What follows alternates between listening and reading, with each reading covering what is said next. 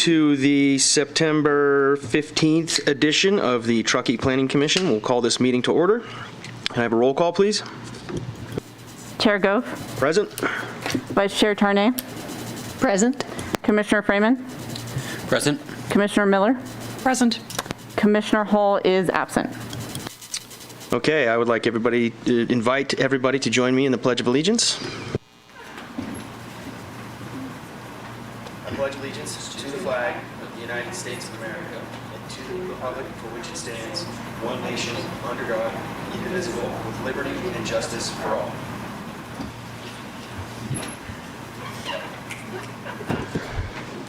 All right, so let's go ahead and start with public comment.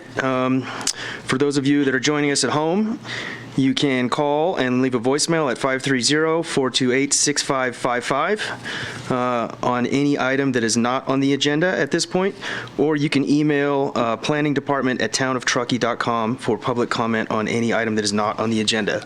Carissa, do we hear any public comment? Before tonight's meeting, an email from the Truckee Green Team was shared with the commissioners, and I have voicemails, but they all look to be for item 6.1. Okay, so hearing no other public comment on anything that is not on the agenda, we'll close public comment and move into item number 5, which is approval of minutes. Starting with 5.1, approval of the July 21, 2020 regular meeting minutes. I move that we approve the meeting minutes from July 2020. Sorry. There was one item on those I brought up last time. There was mention of a public comment that was read aloud, but actually wasn't. And unfortunately, the whole section didn't have audio in the recording that was online. So I would add a motion to support or second after that mention of public comment being read was removed.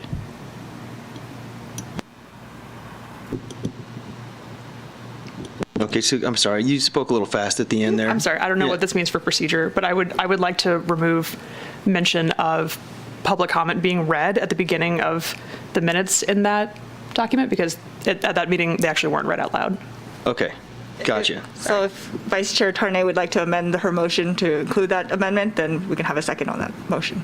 Yes, can I just say, I would like to amend my motion to say that. Seconded. Okay, all in favor? Yes, aye. Aye. All opposed? Motion carries. Okay, moving on to 5.2, August 18th, 2020 regular meeting minutes. Motion to approve. Second. All in favor? Aye. Aye. All opposed? Motion carries.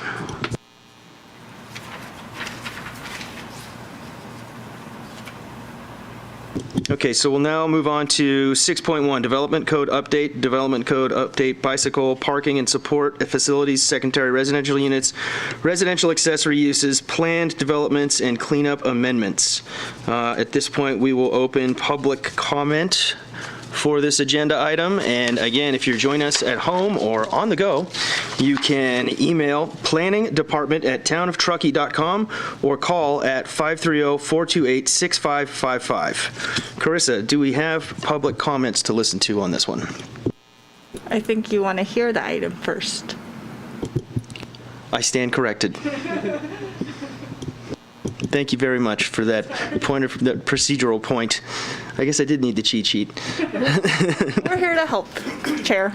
Okay, Yumi, take it away.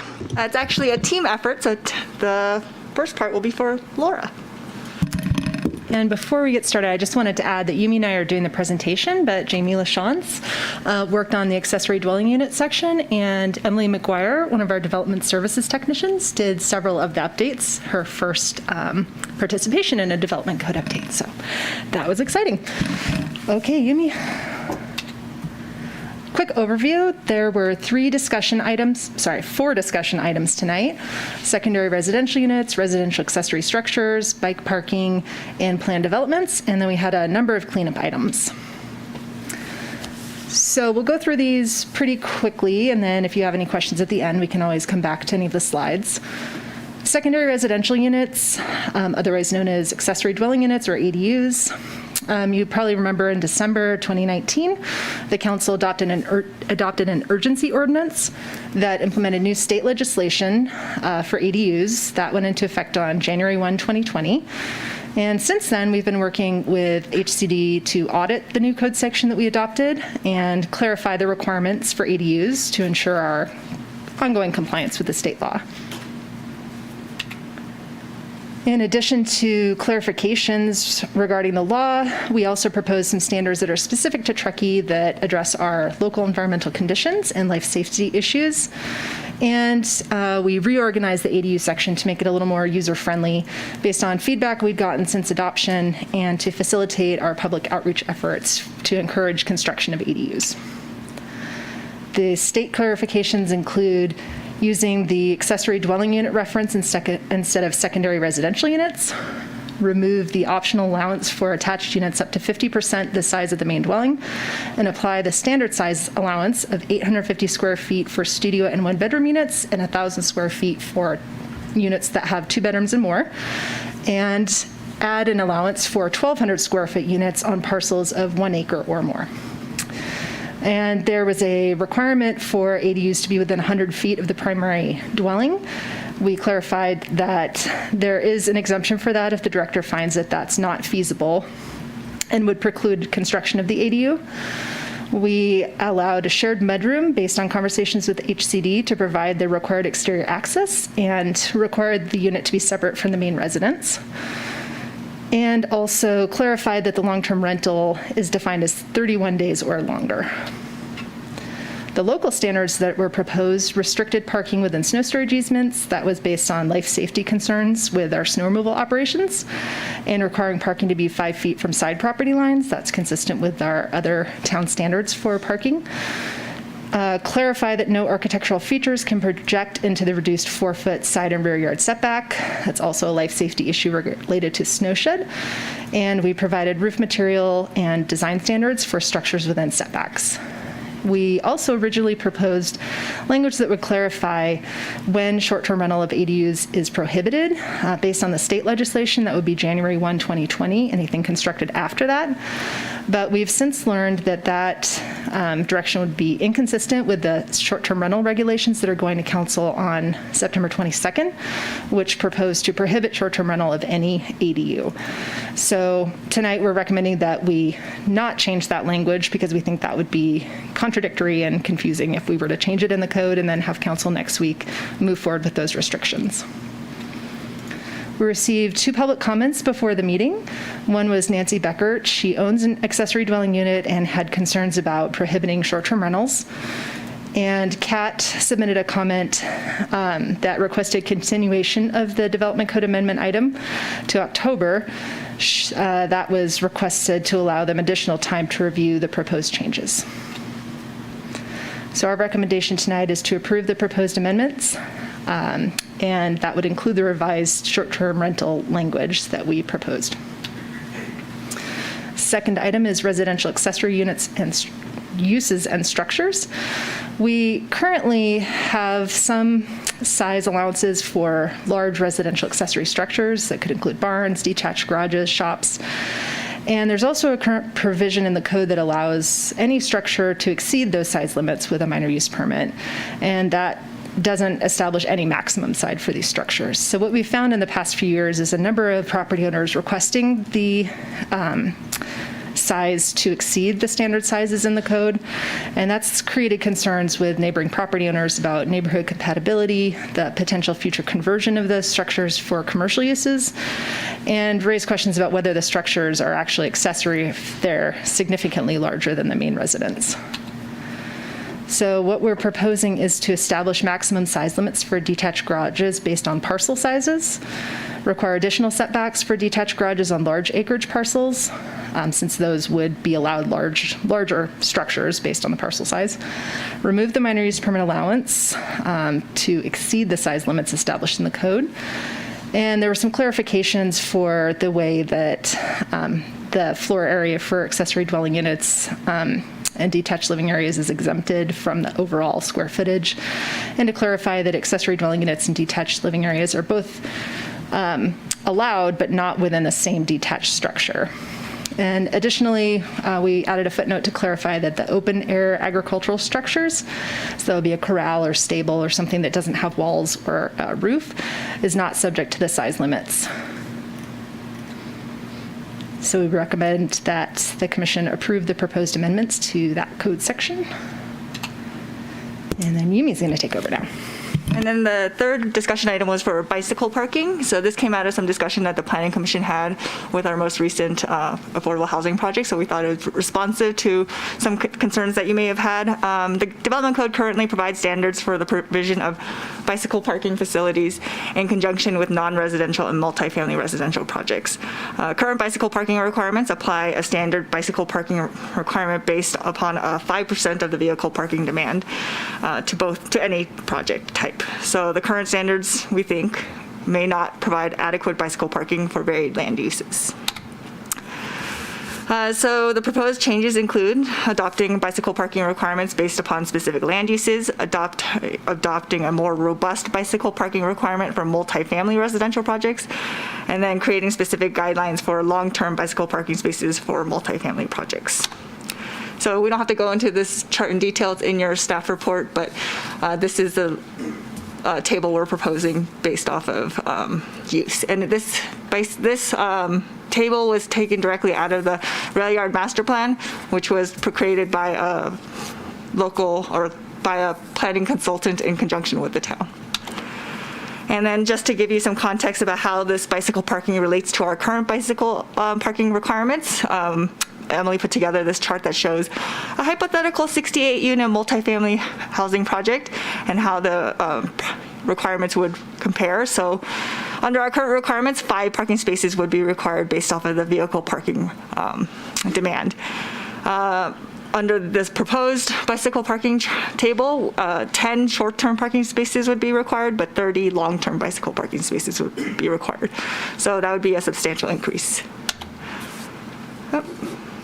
Oh, no, that was right. And then for a non-residential project, for a restaurant, she used a 5,300 square foot restaurant, which is approximately what Moody's is. And she took a look at the current parking demand, the current bike parking demand, which is based off of patron area, service area, and outdoor dining area. And she found that the short-term bike parking requirement, or the bicycle parking requirement now is 3 and would continue to be 3 under the new proposed language. So we're recommending approval of the proposed amendments for the bicycle parking section. Additionally, in response to some discussion about plan developments in previous Planning Commission review items, as you know, plan development is intended to allow consideration of innovation in site planning and other aspects of project design and more effective design responses to site features, land uses on adjoining properties, and environmental impacts that then development standards of the underlying zone would produce without adjustment. So the current plan development has a requirement for a project mandatory feature. So the applicant can choose one of 4, and those 4 are either the project has to create or provide 25% of the residential units as affordable housing units. The project would achieve greater energy efficiency similar to LEED Silver. The project will achieve minimum of 30% greater efficiency than the minimum requirements for Cal Green, or the project could provide a substantial public amenity. So that would, one of these project mandatory features would be required to get your foot in the door to even have a plan development be considered. So today, the staff is recommending, based off of some discussion with Planning Commission and internal discussions about this process, removing the LEED Silver requirement or allowance for the mandatory feature, since it is, we have been told that that's a fairly easy standard to reach with our Cal Green requirements. Remove the 30% greater energy efficiency of Cal Green, since we've heard that that's pretty impossible to achieve with the standards that we have. And we're proposing to add new language to identify that housing units affordable to very low and low-income households are intended to be rental units, and housing units affordable to moderate-income households are intended to be for-sale products, which is consistent with our inclusionary housing requirements. And we're also proposing a change which is not in your staff report, but is a new change that staff is proposing to change the affordable housing percentage to 30%. So it would actually be a substantial change beyond the 15% that's already required for inclusionary housing. So that's something to consider today. That was not originally in your staff report. The current standard is 25%, so it's 5% more, but it is twice the amount of the inclusionary housing requirement. Additionally, there's one consideration based off a planning commissioner comment we've received. Staff was considering whether or not 100% this should only be applied to projects that are fully residential projects, or if it should be a mixed-use project. So that's something to consider right now. We're proposing that it's for a fully residential project. And then we're proposing to add an option for the provision of affordable housing units for non-residential projects. So we'd clarify that a mixed-use project could provide 25% of their floor area of non-residential use as an affordable housing project to meet this mandatory project feature requirement. And then we've also added broader language to the public amenities item to allow on-site and off-site improvements that provide a public benefit. So the purpose of these proposed changes is to take out features that do not provide an actual benefit to the community, create a higher standard, and allow for more discretion in considering features by the Planning Commission. We've also identified that there are some other challenges with the plan development process, and we should probably have a larger community discussion as we move forward, but that's not necessarily up for discussion. We're not proposing to have that discussion today, but if we wanted to in the future, we could discuss creating parameters for the future type of flexibility we'd want in plan developments, creating proportionate public benefits based on the requested flexibility. Potentially, we could do some community outreach to find out if there's a menu of desired features that our community wants that we can incorporate for consideration. Incorporate sustainability options with a future adopted climate action plan, and then create better criteria or findings to identify what exactly a superior project is. So today we're recommending approving the proposed amendments for the plan development with the proposed changes that I'm showing today, and we could discuss them further if you desire. So now we'll move on to our plethora of cleanup items, and I'll turn it back over to Laura. Okay, so the first item is a couple of definitions. Right now, our kitchen and cooking facility definition talks about what kinds of cooking facilities are allowed outside a kitchen, but we've had questions from community members who want to know what actually is required for something to be considered a kitchen. So we added some language that identifies that you would need cooking facilities, a refrigerator of some size, and a sink. And then we also added a limitation on the number of bar sinks allowed outside of kitchens to 1 per residential unit. That was based on some issues we've had with a number of different bar sinks being used throughout units that are potentially going to be illegally converted to separate living area.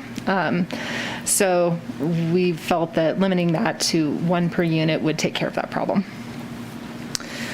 We don't currently have a definition for a carport, but the term is referenced in several of our other definitions. So we recommend adding a definition.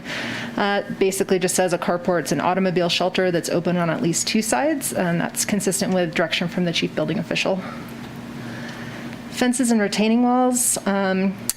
We added language that clarifies that the exemptions for residential fences apply to fences on parcels that have an established land use. So for a residential parcel, that would be existing residence. And we don't have a current height limit for retaining walls, although we do have maximum heights for other types of walls and fences. So to be consistent with that, we are proposing a 6-foot maximum height. And that if someone wants to exceed that, that could be approved through a variance if all of the hillside development standards are met. We added some language to clarify the sewer requirements to make it clear that new commercial uses need to have access to on-site restrooms that are connected to the sewer system.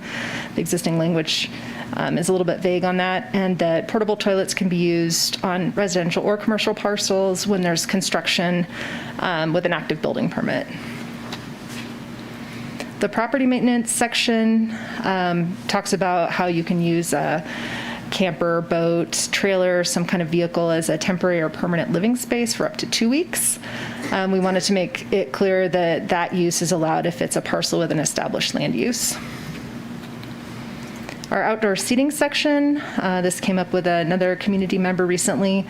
Our current code states that your number of outdoor seats can't exceed your number of indoor seats, but with COVID, what we found is a lot of restaurants trying to figure out how to operate with primarily outdoor uses and including some entirely outdoor restaurant concepts. So we added a director exception to that requirement that would allow only outdoor seating for restaurants. Live-work units, something that's in the code. It's allowed in a number of zoning districts downtown. We've noticed that live-work units are allowed, but work-live units aren't allowed. So we're proposing to allow those in the same zoning districts with the same permit requirements. And now it's me. So for grading and vegetation removal, that section seeks to prevent premature grading of terrain before building permits are ready to be issued and acted upon.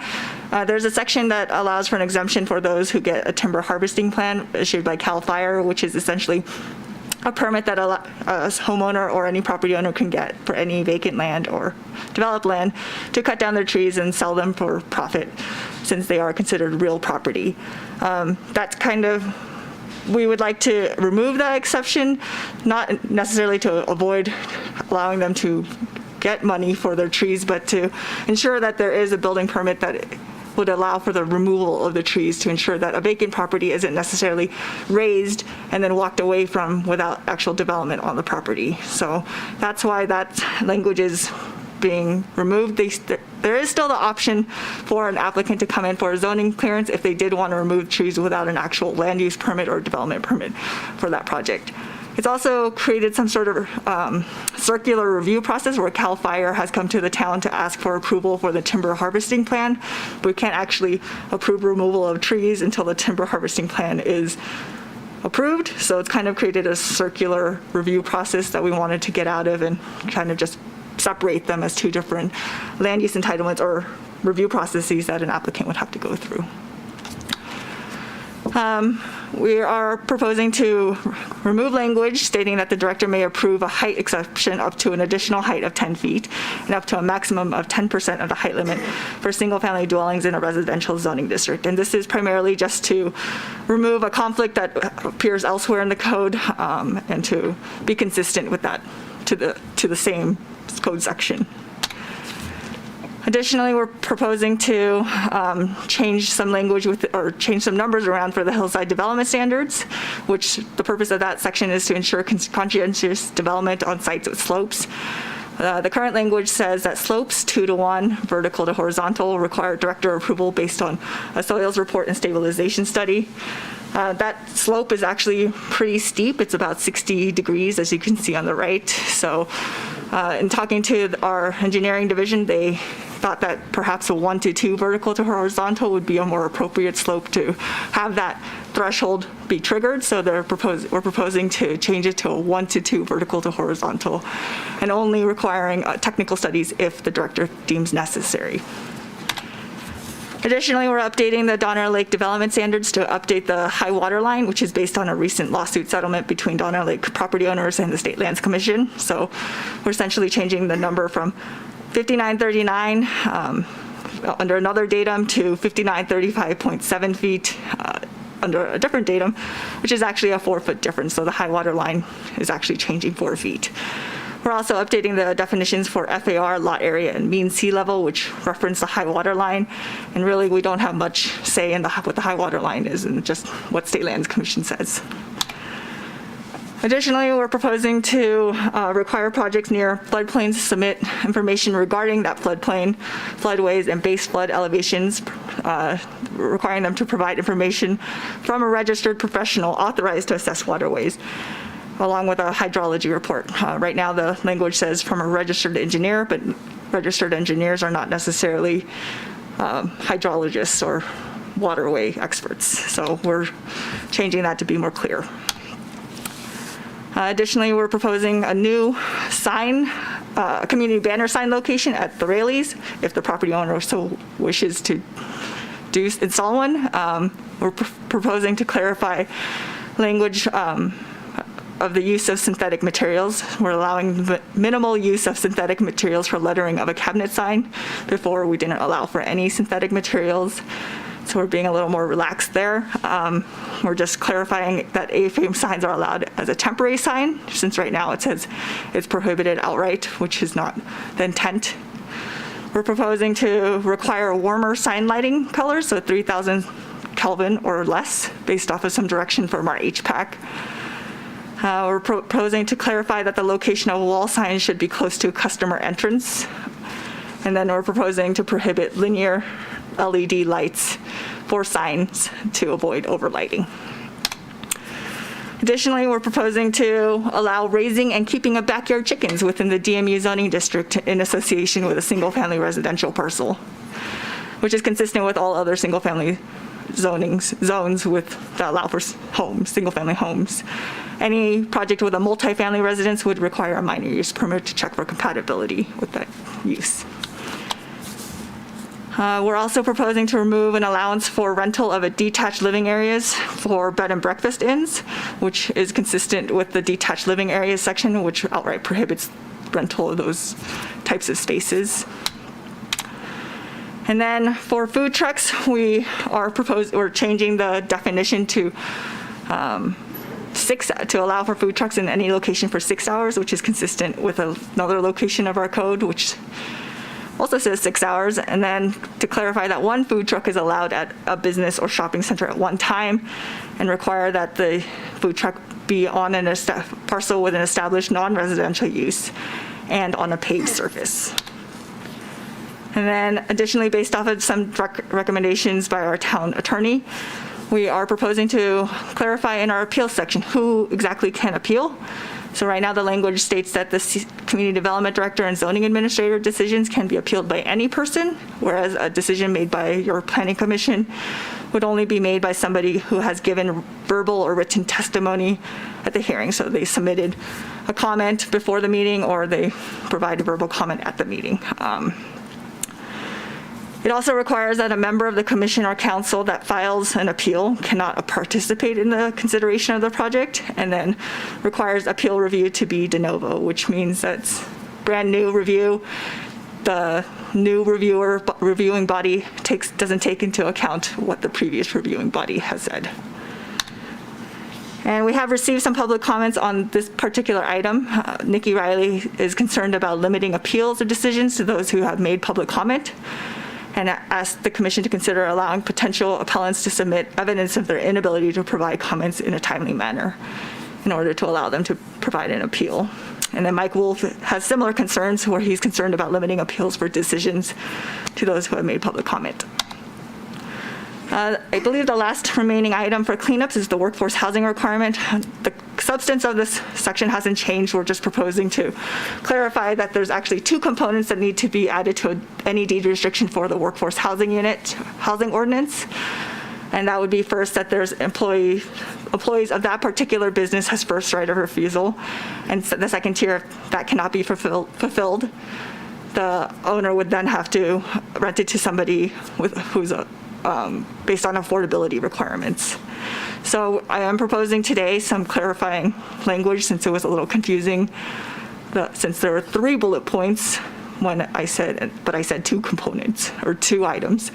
So I'm clarifying what that means. So I'm saying that the workforce housing unit shall be deed restricted to require 2 components, and I've listed out those 2 components that need to be listed on the deed restriction. So if you do want to move forward, Planning Commission or staff is recommending approval of the proposed cleanup amendments with those changes that are identified in this presentation by staff.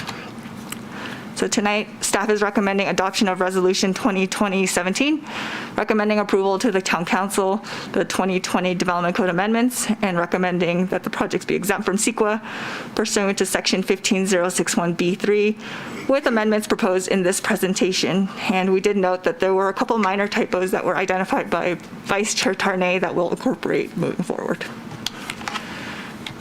And if we do move forward with this item, and we do talk about development code updates next, we'll be talking about objective design standards for ADUs.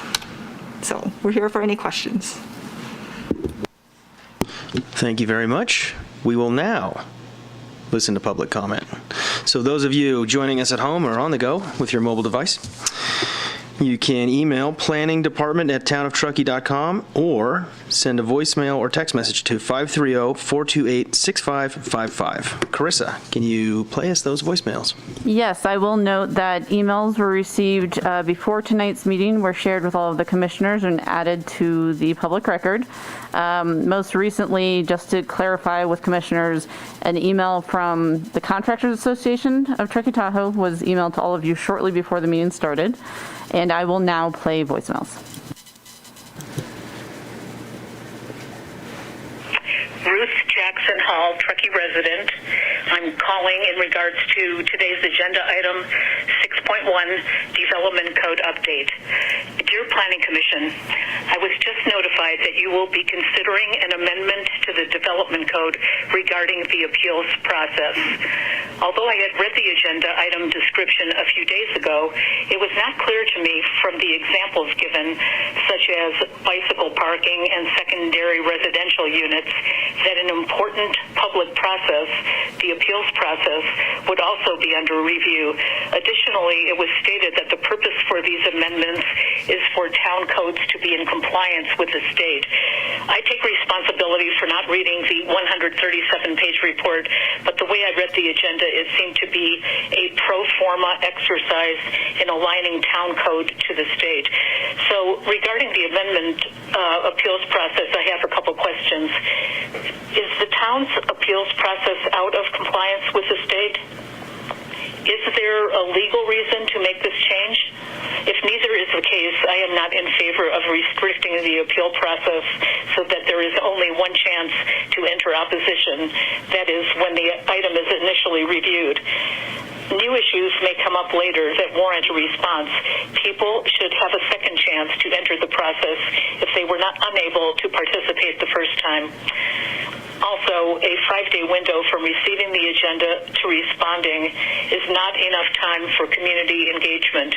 Perhaps an earlier notice that outlines agenda topics without the full report would get the topic on the community radar. Thank you very much for your consideration.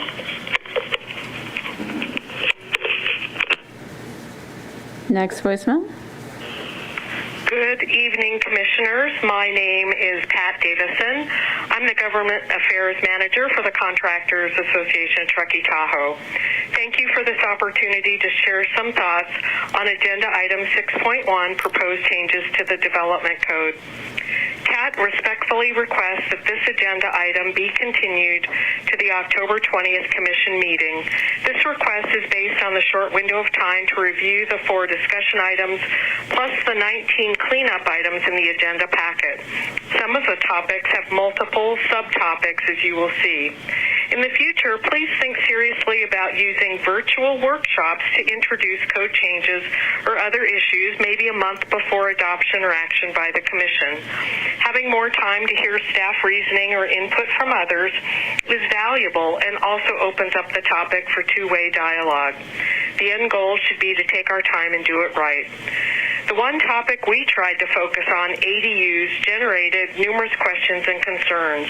There were 6 problem areas where we think more time would be helpful to eliminate confusion and add clarity or flexibility.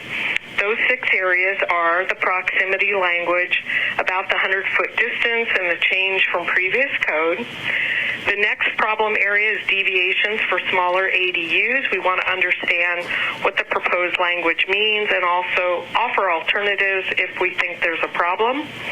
The third area would be restricted interior access. We'd like to see language added about a locked door. The fourth change would be Parking location, we're not sure if the criteria is reasonable or not, need more time to look at that.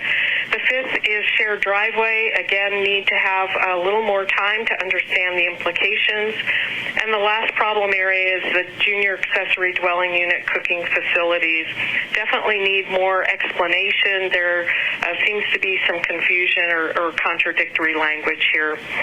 Lastly, earlier today we were informed by town staff that a total ban on ADU use for short-term rentals is being proposed. Out of respect to those owners, we request that no decision on a total ban be made tonight by the Commission or next week by the Council until ADU owners have been notified and given a chance to provide comment. Following the Truckee Way, we subscribe to the practice of no surprises and giving all stakeholders a chance to be heard. If you were an ADU owner, wouldn't you want some advance notification before a decision is made? I want to close by thanking town staff for answering questions from our members on Friday and for the heads-up phone call today about the ADU ban. We hope you can agree that a continuance to October 20th makes sense. That cut off after 3 minutes, and I have one more voicemail. Hello, my name is Sarah Green. I'm a Truckee resident. I would like to comment on agenda item 6.1 in tonight's Planning Commission meeting in regards to the proposed changes to the appeals process.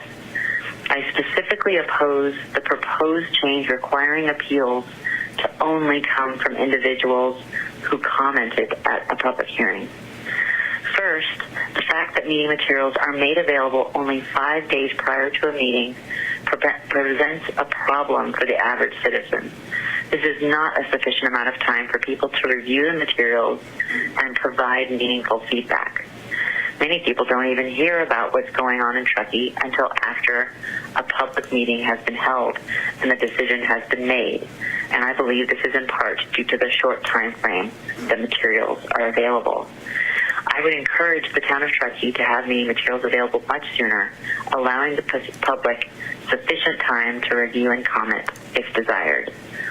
Second, any individual should be able to appeal a project regardless of whether they commented at the hearing, if their justification is based on a concern voiced during the hearing. It should be more about the basis of the concern rather than the individual who made the comment. Third, there is also the possibility of a new concern arising during board commission deliberation after public comment has closed. This might constitute a significant enough of a concern for project appeal. However, there would not have been an opportunity for a community member to make public comment. We really want to ensure a fair public process. I hope that you will reconsider whether this new clause really makes sense. Thank you for your consideration. And I will refresh the inbox to confirm if there's any new emails, and there are none. That is all the public comment I've received. Okay, we'll go ahead and close public comment. Commissioners, since we don't have any applicants before us tonight other than the town, do you guys want to go through this just one item at a time, and that way we can just, yeah, okay. Great, so let's go ahead and jump into the first item, which is the ADUs. And Susie, if you'd like to start with clarifying questions for staff. Did you ask me? Okay, you were looking the other way. Ready to go? Okay.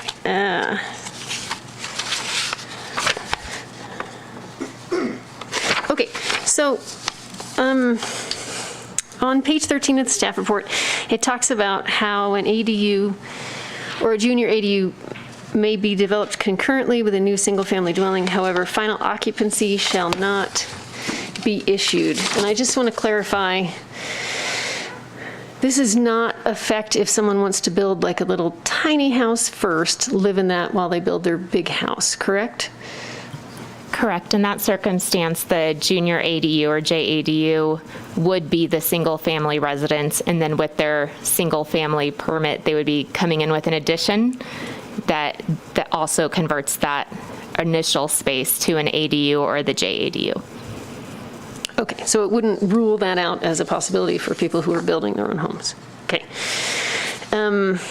So why is it that we want that detached ADU to be within the 100 feet? That is a standard that we've had in place since at least 2003, and I'm not sure how long prior to that under Nevada County.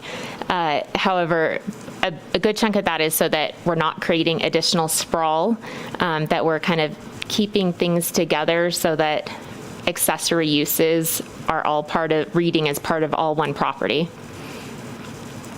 Okay, so like that clustering when we cluster those Exactly, building envelopes. and that is specific to Truckee. That is not mandated through state legislation. Okay, thank you. Okay, so for parcels under 1 acre in size, there's some regulations for the gross floor area, 850 square feet if it's a studio, 1 bedroom, or 1,000 square feet for 2 bedrooms. And that's regardless of the main house size. Like my house is only 1,124 square feet, but we could technically build a 1,000 square foot accessory dwelling unit.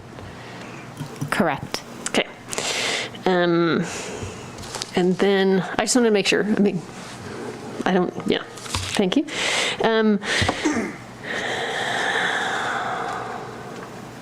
And then for the other parcels, for the big parcels, if it's 1 acre or more, it can't exceed 1,200 square feet, but that doesn't require it to have more bedrooms? Correct. Yeah, that 1,200 square feet maximum is regardless of the number of bedrooms in that unit. That has been a standard maximum allowable size on parcels of 1 acre or greater, again, since at least 2003. So we're trying to incorporate that so that we don't end up with a lot of non-conforming ADUs on larger acreage parcels.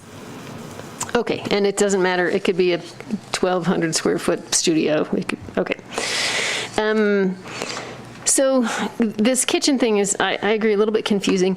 The junior ADU is not required to comply with the kitchen or cooking facility regulation. Are they required to have any appliances? Yeah, the language we have in there is directly from the state legislation. Sorry, I'm trying to get there on my staff report. I remember seeing something about counter space. Yes. And a refrigerator. So it's on page 20 of the staff report. It has the incorporated language under section or bullet number 7. And it just says a cooking facility with appliances. That is directly from the state legislation. We did request clarification from HCD about what would be incorporated in that. And they said, realistically, it could be a toaster oven and a blender. So there are very minimal standards on that. And we're using that language at least for now. Great, thank you. Okay, so on page 21, it talks about on a parcel with a primary dwelling unit and a JADU, juniors, only one of the units may be rented as a long-term rental. And I think what we're trying to say there is that the owner has to reside at the property, because when you say only one can be rented as a long-term rental, it makes it sound like one can be rented as a short-term rental. That's a great question. Yeah, so only one can be rented as long-term. The owner must technically reside in the other unit, whether it's the main dwelling or the ADU, or JADU, excuse me. However, reside can be as a second homeowner. They don't have to live there full-time. Oh, interesting. Okay. So essentially owner-occupant. Okay. Oh, and that's it. That's all I have for ADUs. Thank you. Thank you, Jamie. Thank you, Susie. Ruth? Sure, I just have a couple questions. On page 8 of the staff report, under maximum floor area, on parcels larger than an acre, the detached accessory garage must be located at least 150 away from the property line. Why now is it spreading things further out as opposed to the other section where it was bringing things closer together? I think you're talking about the residential accessory structure section, Yes. not the ADU section. Good point. But if your question is why that's why it's a different distance. This would be as measured from a property line versus the 100-foot standard that Jamie was talking about is from the dwelling to the accessory dwelling. But why push things further apart? The discussion in the other section was about moving things closer together, and I'm just looking for consistency. So this one is trying to move things away from the property line, which would theoretically move it closer to any other structures on the property. But it's kind of trying to achieve a different goal than to keep the structures. I mean, I guess it is trying to keep things clustered. It's also to ensure neighborhood compatibility, to ensure that there's less impact on the adjacent neighbors, and which is the intent of that. Trying to get away from the minor use permit, but still being cognizant of that. Got it. Apologies for jumping section. No further questions on the actual section we're talking about. Dan? I had some questions on ADUs on multifamily parcels. A couple things here on page 13, section C, item 2. It says, on lots with a multifamily dwelling, up to 2 detached ADUs shall be permitted. And then right after that, it says that the number of converted ADUs permitted shall be 1 unit per multifamily building or up to 25% of the existing unit count, which those 2 sentences contradict each other. Because if you had a 20-unit project, you could have 4 units. So there are 2 things happening. You get a multifamily parcel gets up to 2 detached ADUs per parcel. And then within a building, you can have converted space, so non-living space, like an attic, a basement, a boiler room, that can be converted to an attached interior ADU, and we're calling those converted ADUs. And you can have up to 25% of the number per building and at least 1. So if you had, say, 3 units in that building, you could still have 1 unit. If you, in the example that we have at the end of that paragraph, we try to explain it a little bit. For example, if a multifamily property with 8 existing units could have 2 detached ADUs and 2 new attached ADUs converted from within the existing non-livable space. And this is all straight from legislation. We are trying to provide more clarity on it. Many jurisdictions aren't sure how to implement that, so it's a tricky section still. Okay. I think that makes sense. Page 21, it looks like there's a deed restriction on junior ADUs, but not on regular ADUs. That is correct. Again, the deed restriction is coming straight from state legislation, including what needs to be incorporated into those deed restrictions. It is the direction of our town attorney to not overly require deed restrictions on properties. So therefore, we're following the exact letter of the legislation and applying them to JADUs, but we are not requiring them on standard ADUs because it is not required by legislation. Okay. We had a question here on the parking on the multifamily ADUs.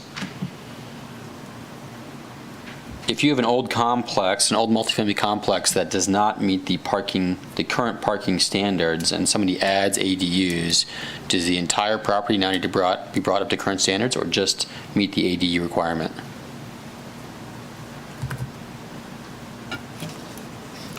That's a great question. Give me a minute. Sorry.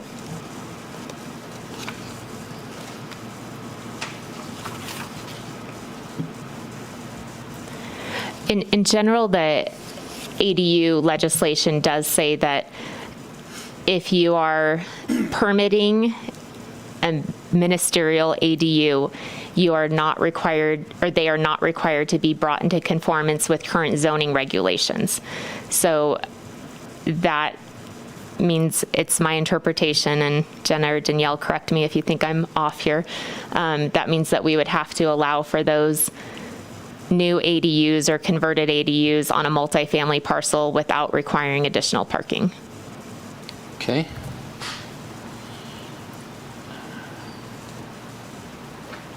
And same goes for single family as well. Let's note that Danielle is nodding in agreement with that. That's all I had for ADU questions. Just a follow-up question to Dan's. I mean, it's probably obviously an obvious question, but just to make it clear, all of these ADUs, they're still subject to coverage on all these lots, right?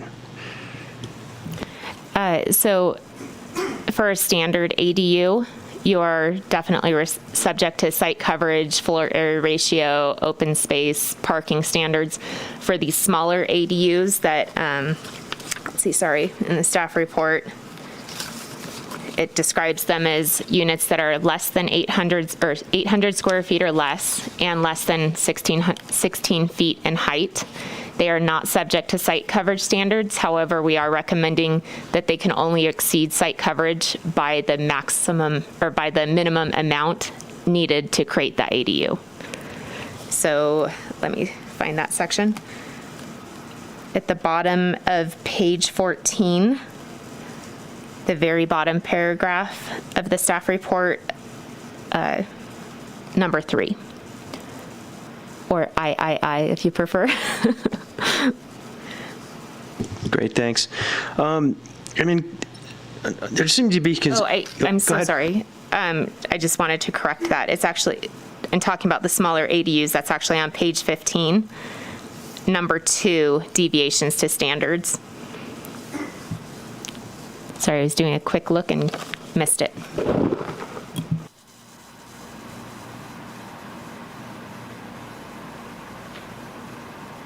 Thank you. And can you speak to the language regarding the short-term rentals of ADUs? Unpack that a little bit. So the state legislation allows for local jurisdictions to determine whether standard ADUs can be short-term rented. Short-term rentals are for 30 days or less. Long-term rentals are 31 days or more. And so the state legislation tosses that back to local jurisdictions as to whether they want to allow for standard ADUs to be short-term rented. The legislation does outright prohibit short-term rentals of junior ADUs. And so we had recommended in the staff report to restrict short-term rentals for ADUs that were permitted after January 1st, 2020. So if they were pre-existing, we would continue to allow them. Based on the recent direction and the ordinance that will be proposed to Town Council next week, it sounds like that is coming off the table. I think Danielle's going to speak to that. Yeah, it's unfortunate that we hadn't better coordinated in our efforts between doing development code amendments and then the group that we have internally working on the short-term rental ordinance. So we were being more conservative sort of in the planning shop, but the group that's working on the short-term rental ordinance consists of every department. And so there was an executive decision based on that process to recommend to council to prohibit all short-term rentals in ADUs, regardless of whether they're existing or when they're coming in. So an idea that we had was the commission is welcome to talk about this topic. We do think that going with the recommendation for short-term rentals makes sense to say, no, they're prohibited regardless of the age. We do know that there are property owners that would be impacted by this, but if the commission has a strong feeling about it, we can forward your recommendation to council for them to consider for their meeting next week on the 22nd, that if you feel strongly one way or the other, we'd like to do that. Really, the reasoning behind the internal group to prohibit them was really based on affordable housing, that the town really looked at ADUs as the opportunity to provide a different type of housing than what we had before, and having those available for long-term rentals made sense versus situations that could arise where someone has an existing single-family home and then they come in and build an ADU for the purpose of creating it for a short-term rental. So there's some conflict there. We apologize for that. It's not clean, but sometimes, we're working fast and we've got different arms kind of doing things, and this is where we've landed. So feel free to talk about it. I just want to provide that context. Thank you very much. Do we have any data on how many permits were pulled between January 1st and now that have ADUs? I don't have that number. Do you, by any chance? I know it's not a very high number.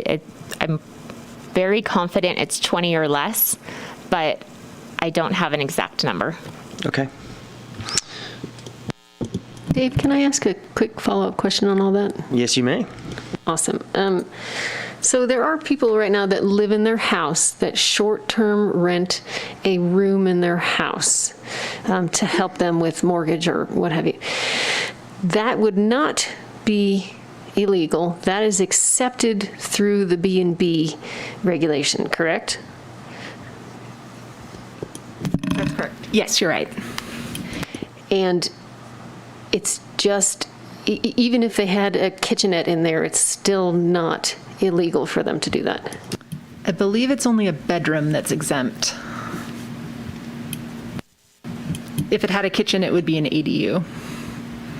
Okay, but if it had a bedroom and a hot plate, we don't know, right? If it met the criteria for a junior ADU, then you couldn't short-term rent that under the state law, which would be some kind of efficiency kitchen with, like you said, a hot plate or microwave or something, but not a full cooking facility. This is very confusing. Thank you. Yeah, I will say the state legislation was pretty confusing, and Jamie's done a lot of work trying to make it less confusing for people, so we really appreciate all of her efforts with that. Okay, we're ready to move on to the next item?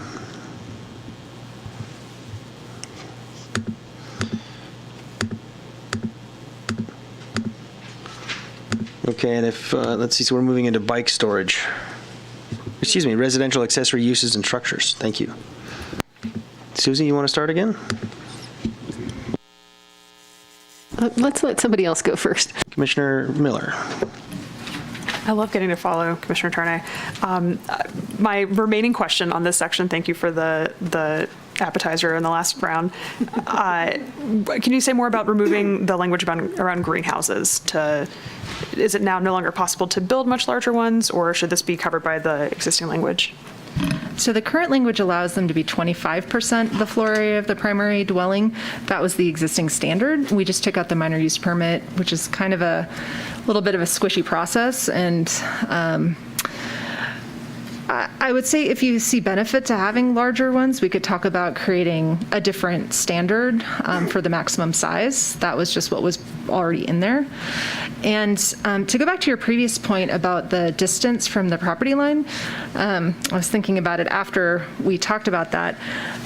If you think that there's benefit to making sure that it's clustered with the main dwelling, potentially we could add some language applying the 100-foot requirement that the detached structure needs to be within 100 feet of the dwelling, in addition to being a distance from the property line. Yeah, that's interesting. I don't want to just add more requirements for the sake of adding more requirements, but if that more effectively gets to the intent, I think that would be helpful. Yeah, we could definitely add that. Thank you. No further questions? Commissioner Freeman. I want to touch on that 150 feet from the property line again. If you own a property that is 300 feet by 300 feet wide, that is 90,000 square feet, that's 2 acres. If you are in the very center of that property, you are 150 feet from every property line, which means there's not a single spot in that lot you could build anything. And if you have a house on that, so you start doing the math at how big of a property you would need to build anything that's considered an accessory structure, it becomes a huge property. So certainly nothing that's 1 acre, probably nothing that's 2 acres. You'd be probably in the 5 acre plus range by the time you put a house on it and then your accessory structure away from your house. So I think that isn't a realistic number. Yeah, we can definitely talk about that if you think a different number makes sense. The standard setback for larger acreage parcels would be 30 feet from the side property line. So if you think a different setback would be appropriate, then we could definitely modify that. I mean, I would think the 30 feet would be appropriate, but we could do a quick little map and draw some different generic lot sizes and draw a house and a driveway and say, well, if your garage, your detached accessory unit was 20 feet from your house and it was 30 by 30 feet, less than 1,000 square feet, where could you put this? How big of a piece of land would you need? And I think I kind of just ran through some quick numbers. It would prohibit most property owners probably in Truckee from ever being able to build an accessory structure. Yeah, that's definitely something we can take a look at.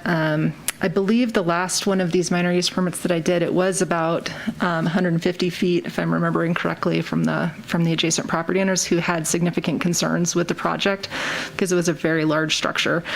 So that's kind of what we were working with. But if it's not workable for other properties, then we can definitely look at modifying that. And the other thing we could do is, I think currently it applies to anything that's over an acre, but we have different size allowances for between 1 and 5 acres and 5 acres and more. So if we wanted to just apply it to those 5+ acre parcels, we could also do that. Or put a tiered on maybe the size structure they're talking about building. I mean, if it's 20 by 20 versus 60 by 60. Yeah, we can definitely modify that if you think a different standard makes sense. And then I had another question on table 316, just on maximum floor area. Does that count the coverage, or does that count like if you have a 2-story structure?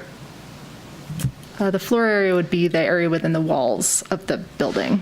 So if it's 500 square feet and it's 2 stories, it's 1,000 square feet? Yeah. Okay, that's all I had. Commissioner Tarnay? Okay, so I'm a little bit confused about accessory structures versus garages. What if it's not a garage but a workshop for vehicle maintenance? What is the definition of an agricultural accessory structure? What if that structure is for agricultural equipment? Does that then become a garage? So do we have a strict definition between those things, a garage and not a garage? Yeah, there are separate definitions in the code for those. I do think that it's interesting that the way the code's currently written, it has different standards for a detached garage than it does for other types of residential accessory structures.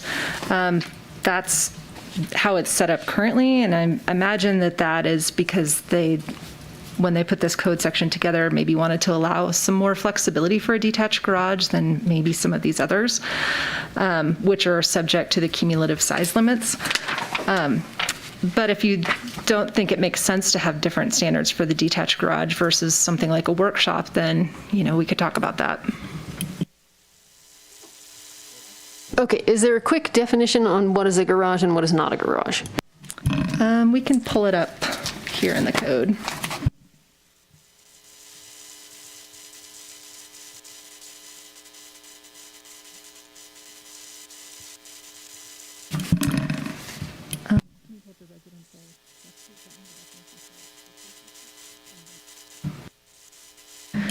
So is your interest in seeing the difference between the agricultural accessory structure versus the regular accessory structure? No, I think the agricultural, I don't know. Okay, this is because of, on page 6, it says establish maximum size limits for detached garages based on parcel sizes. But it's only for detached garages. It's not for other accessory structures, right? Correct. So originally we had these based on floor area, and it sort of was a disincentive to build a small home because then you couldn't build as big a garage or accessory structure. I can't remember which, but now it's still the same because those not garages, accessory structures, still are based on the home size, correct? It's still that 30% for a single one or 40% combined. Right. In the footnotes for the cumulative size table, that's where it talks about how a single structure shouldn't exceed the 30 or 40% the size of the main dwelling for anything except a garage. And then the garage section, how it was written previously had the 1,000 square foot limit, which is we kept for smaller parcels, and it didn't establish a maximum size limit for larger parcels for detached garages. So what we were trying to do is create some different standards for those larger parcels. Okay, do we have a definition or no? How do you determine if it's an accessory structure or a garage, not an agricultural one?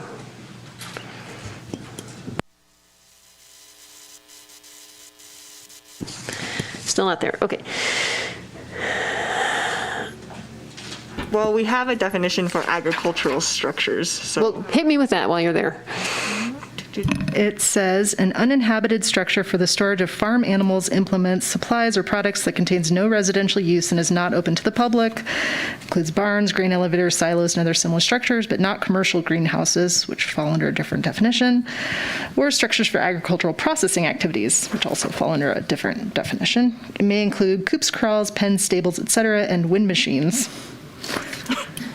So pretty specific. Okay, but something that was containing farm implements could look an awful lot like a garage, couldn't it? That's true. So we kind of have to base it off of what the proposed use of the structure is. I just find all this cutting things into little bits and pieces and making exceptions for this and that and what is inside it is weird and it's crazy, and it just seems like to me it just seems like we should have accessory structures, and that should include garages and everything else, but I don't know. Yeah, why do we not want that? I don't think it's not. I don't think it's that we necessarily don't want that. I think that we were going off of what the previous standards were and just trying to make some minor updates.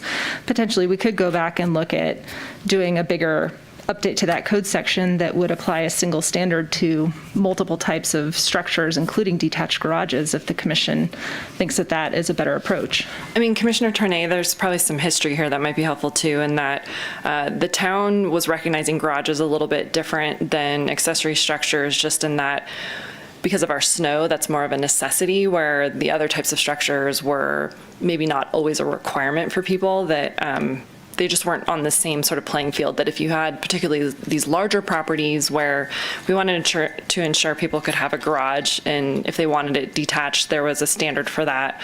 But then also for situations where people wanted to have agricultural structures like a barn or something else. And this code section works simultaneously with the building code. So if someone comes in and submits something that's a garage, we're working together with the building department with these code definitions to make sure that what's permitted is equally the same under what the building code defines it.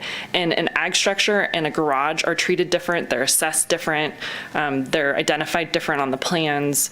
So that's a tool that we use to help implement that, even though the development code doesn't have a specific definition of garage kind of listed in there. So hopefully that helps.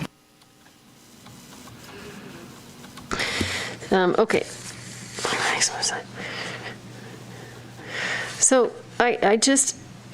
to me, I see establishing the maximum size limits for detached garages based on parcel size. I see why we're doing that, because instead of basing it on your structure and disincentivizing smaller structures. I'm just confused as to why the accessory structures are still based on residence size. So I can move on. I don't really, if anybody else, we can discuss it later. If anybody else can clarify why they're different, that would be great. But okay. Susie, I'm not sure why that was established in the code. We didn't propose changing what was in the existing table, but if you don't think that those size limits in that footnote make sense, then that's something that we could talk about, whether that should also be modified. The slicing of things depending on what's inside them, I find to be odd, because somebody can build it as an agricultural accessory building, and they're storing their farm implements in there, and then they sell it, and then it becomes a garage. That's all. I just think it's an odd way to create the regulations on something that is not persistent. That's all. Okay, I'm going to move on. So just for the greenhouses part, for curiosity, does Truckee allow grow greenhouses for cannabis? I don't believe so. Jenna is shaking her head no. The town does not allow outdoor cultivation. It's not, there it is, sorry, I'm new at this. Yeah, outdoor cultivation, there's definite restrictions on it, and there has to be a number of factors involved, and we don't allow any kind of commercial cultivation at all. So it's just for personal use. Okay, and a greenhouse does not change the consideration to indoor. Correct. Yeah, it's still considered outdoor. And it's not allowed to be visible, and there's some other restrictions in place. Okay, and I mean, to me, honestly, it's allowed to be up to 500 square feet, which sounds pretty darn large. So yeah, just curious, but thank you. Okay. Oh, and that was that. I'm going to try and suss through this other stuff here while we're talking, but thank you. I think that's all I have.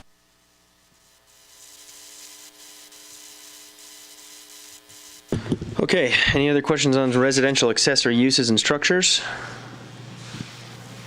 Moving on to bicycle parking. Commissioner Freeman, do you have any questions about bicycle parking? I had a question about the long-term bicycle parking, especially as it relates to our discussion last month. Can that be achieved with interior bicycle storage? Yes.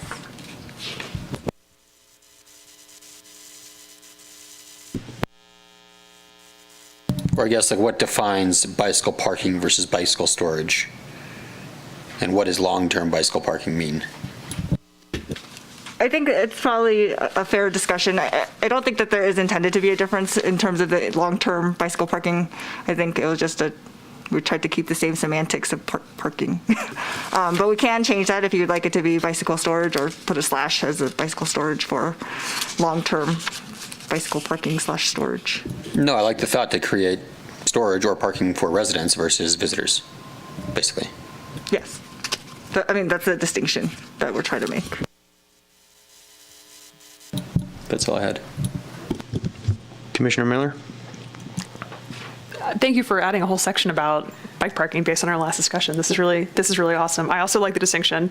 Would it be possible to define some design constraints around the storage? The example last month had indoor bike parking where people had to bring bicycles upstairs.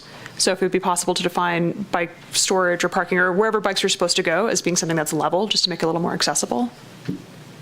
You mean on the first floor as opposed to on the upper floors? Or just no stairs? Just no stairs. That is something we can consider. It could be something of a design constraint for the applicants, but that's something we could look at. Okay, as long as it's transparent. And then another design question, I've seen both in Truckee and everywhere else, this is definitely not a local problem, those really nice professional serious steel bike racks installed too close to a building to be used to their full capacity. Is it possible to also specify either a minimum distance from some wall or surface, or just some buffer around the bikes? Or I'm sure maybe there's a manual that comes with the bike racks before they get installed, but just to make sure we get the full capacity for the equipment that's being installed. Yes, we can. We can talk to possibly our engineering division to see what the standard is, if they have one. Okay, that'd be great. Those are my questions. Thank you. Commissioner Tarnay, questions about bicycle parking? I do. Okay. Well, first of all, the previous minimum was 3, and this new regulation lowers the minimum for both office and restaurant to 2. I would like to keep it at 3. I don't see why we would lower the minimum.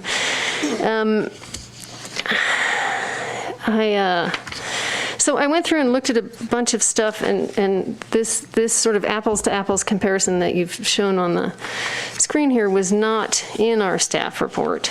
And so I found some really odd numbers when I looked through things. What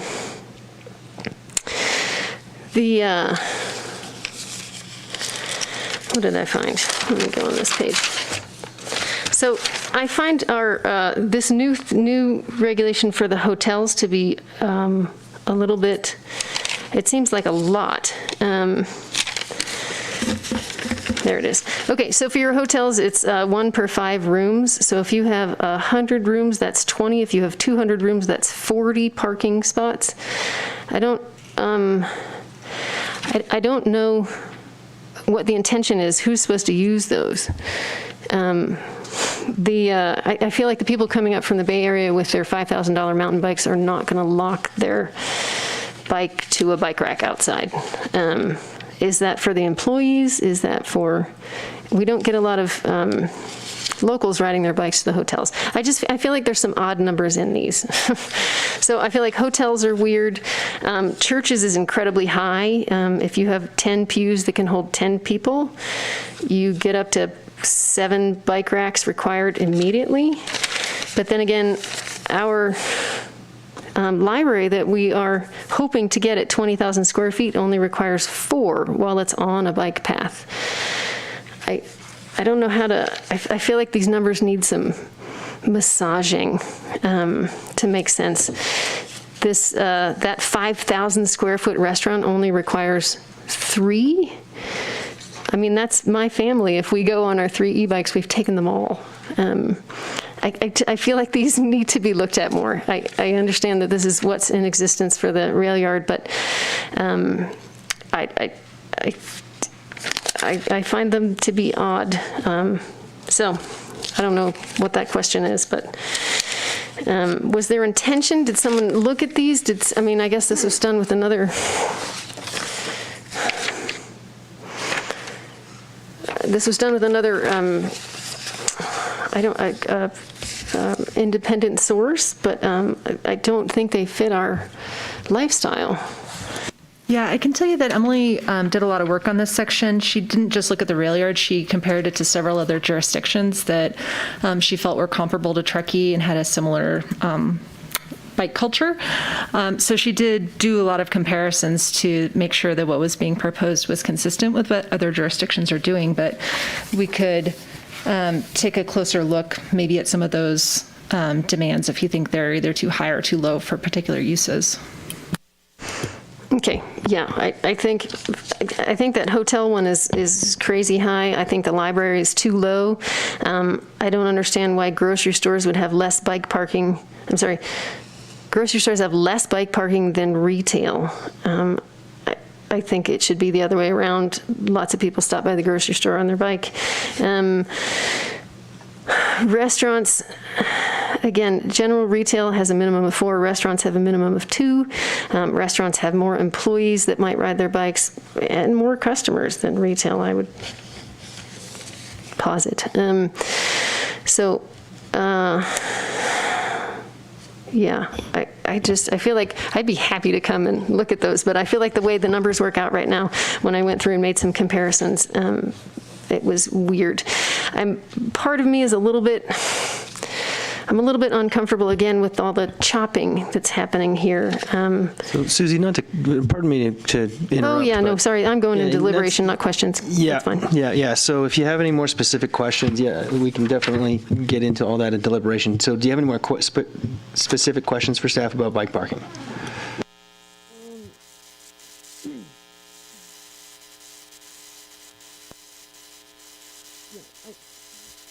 I do want to say that I really appreciated that sort of apples to apples comparison here. It would have been nice to sort of see that in the report, but that's it. Thank you. And you have a follow-up question, Dan? Yeah, what defines a bike spot and how many bikes fit in a parking spot?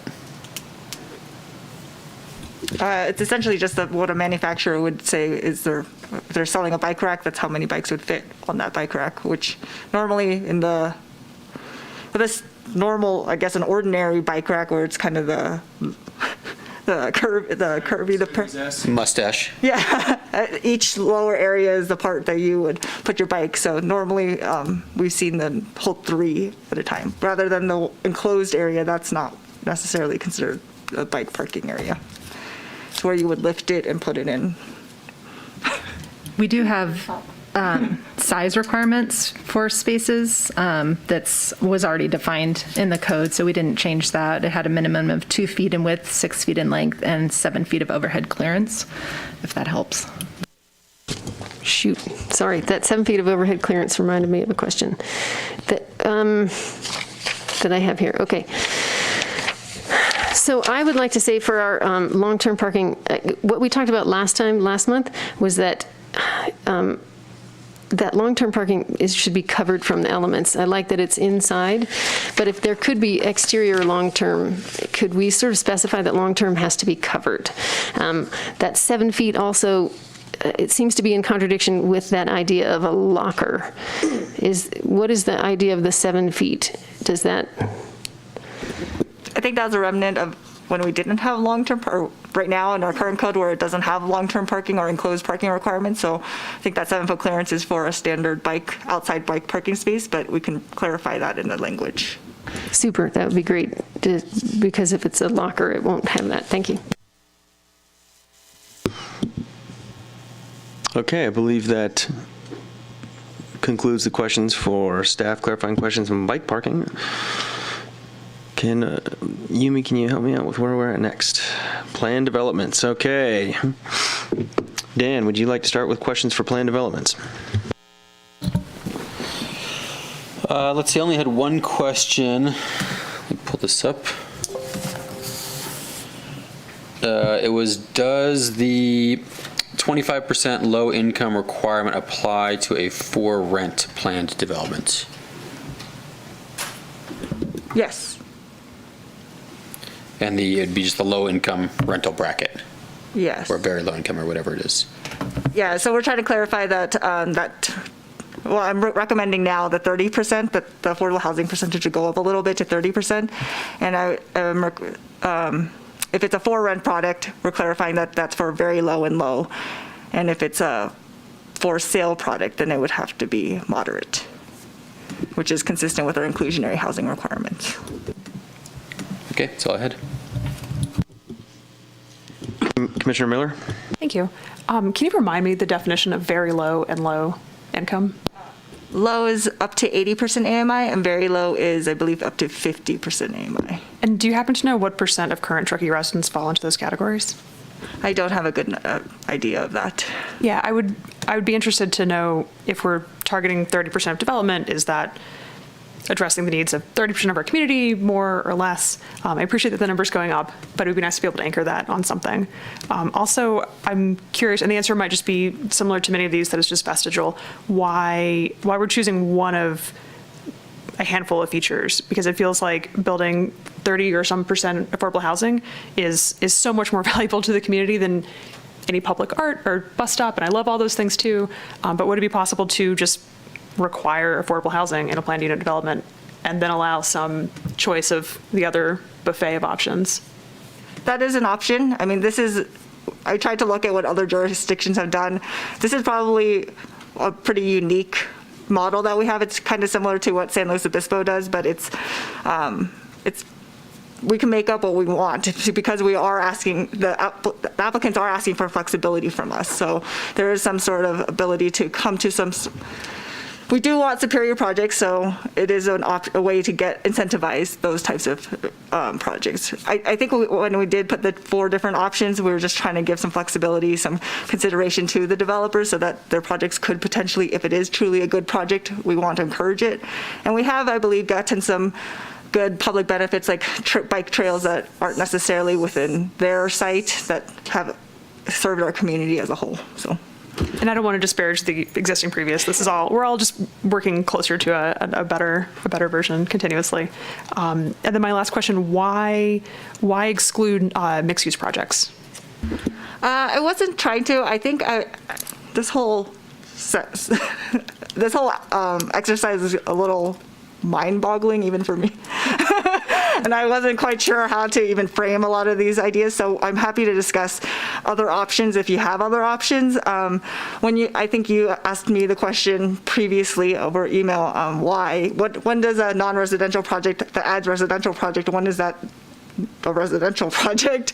And that was a great question, and I hadn't thought about that. So I'm proposing to clarify in this presentation, I propose to clarify it to say that a mixed-use project would be allowed to provide affordable housing in the 25% of the floor area of the non-residential project. So instead of saying a non-residential project can provide housing, we're just saying a mixed-use project that meets that criteria, meets the criteria for the project mandatory feature. Additionally, I am proposing today, which wasn't in your staff report, to say that that requirement is on top of, in addition to, the workforce housing ordinance requirements.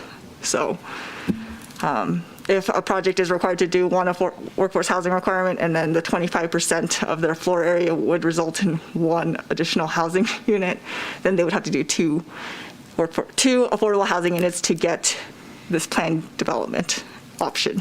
At the risk of totally butchering this, let me echo that back. So let's say you have 100 units of space or something, and 75% of it is for something that's not residential, and then 25%, a quarter of it is residential.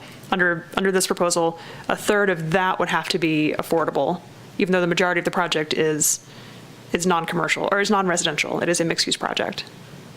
No, I would say that if you have 100 units. Mike. Man. It's good information. We want to hear it. So when you have the idea is that if you have 100 units of affordable, or 100 units of non-residential, let's say 10,000 square feet of non-residential, and you want to do a planned development. So you have to come in with 25% of that floor area of 10,000 square feet to create an affordable housing project. Square feet is the unit I was supposed to use there. Okay, so 100,000 square feet of stuff, 75,000 square feet of that is non-residential, 25,000 is residential, so 30% of that square footage needs to be affordable units. Yes. And then workplace on top of that. Yeah. And that's carved out of the 75,000 that's dedicated to non-residential, or out of the component of non-affordable residential? I have to admit that I'm confusing myself. I think we need a whiteboard. So, I mean, it might be that we need to cook this a little more, that particular line, because it is a new provision that we're proposing, and maybe we just need to take that out and just go back to how it was before and just say 30% affordable housing, if that's what the commission decides is the recommendation tonight, or we can go back to the 25% if you so choose. I appreciate not being the only one who's confused. Thank you. No further questions. Great. I would like to say that I am all in favor of upping that to a 30% affordable for that planned development. Thank you for even bringing that up.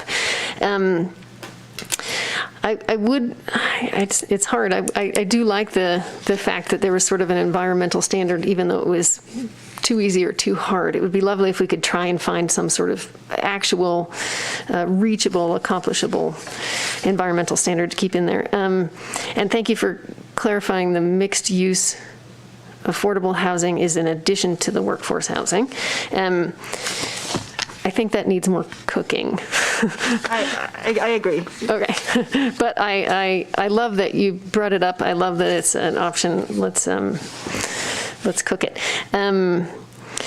Okay, oddly enough, both of the things that Ruth mentioned, the transit shelter and the public art, give me a little bit of heartburn, honestly. The transit shelter that went up, sorry, that's deliberation.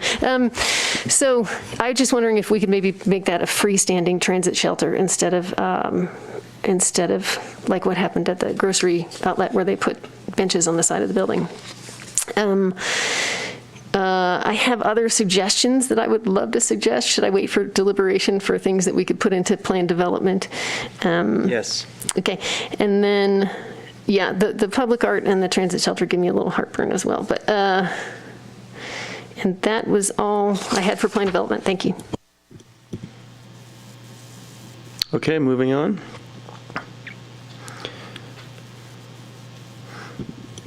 Definitions. Mr. Commissioner Freeman, you have questions about definitions?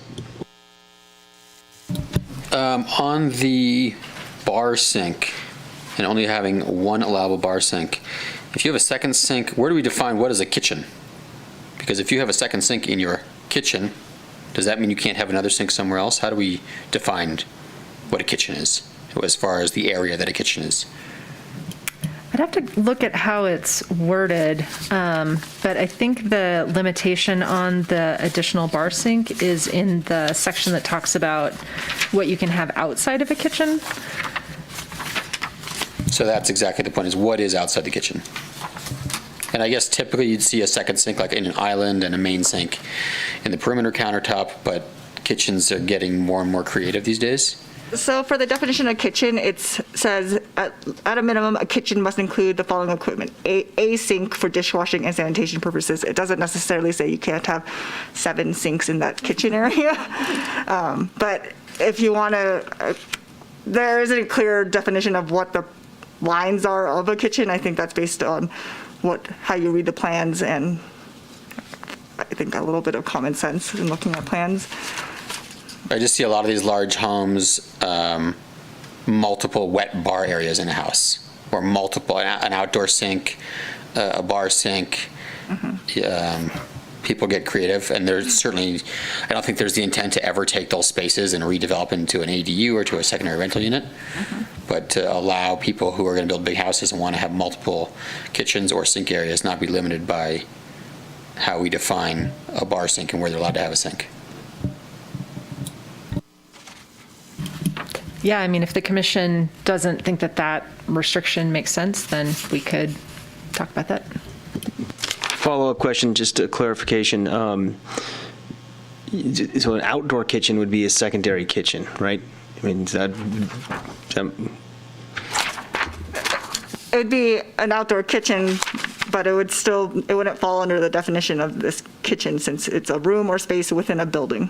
So it's not within a building if it's an outdoor cooking area. fair enough, thank you. Dan, any other questions on definitions? That's it. That's it for kitchen definitions. Definitions in general. Didn't we have one on retaining walls in here? Was that under definitions? It was just carports was the other definition. Okay, that's it for now. We had a few other definitions scattered throughout too, so. Commissioner Miller. Being very successful in that. So just to clarify, this is probably a reiteration of the same question. I grew up in a not luxurious house with a bar sink in the laundry room, and that would be prohibited under this because it's a bar sink indoors outside the kitchen. I think that would be a laundry sink.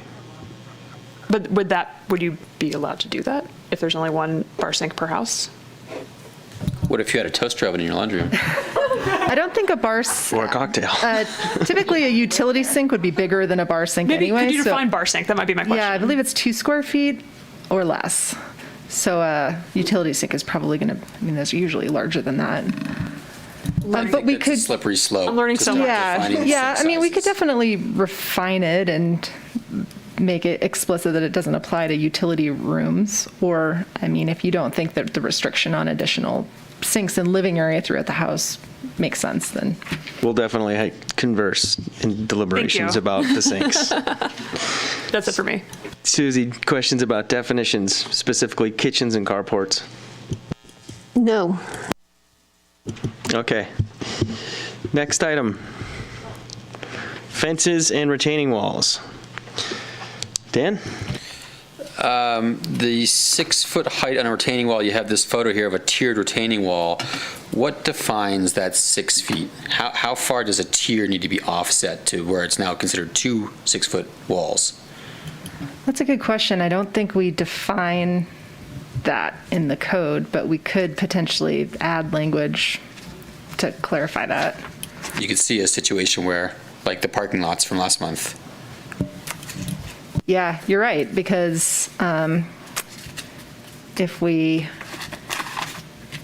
don't have a separation requirement that makes, I mean, you can see the visual impact of having this, which is not very offset. I mean, even if it was offset 10 feet, the visual mass of that would probably still look pretty large. So potentially what we could do is say that the combined total of the different tiers can't be over 6 feet unless you meet the hillside design criteria.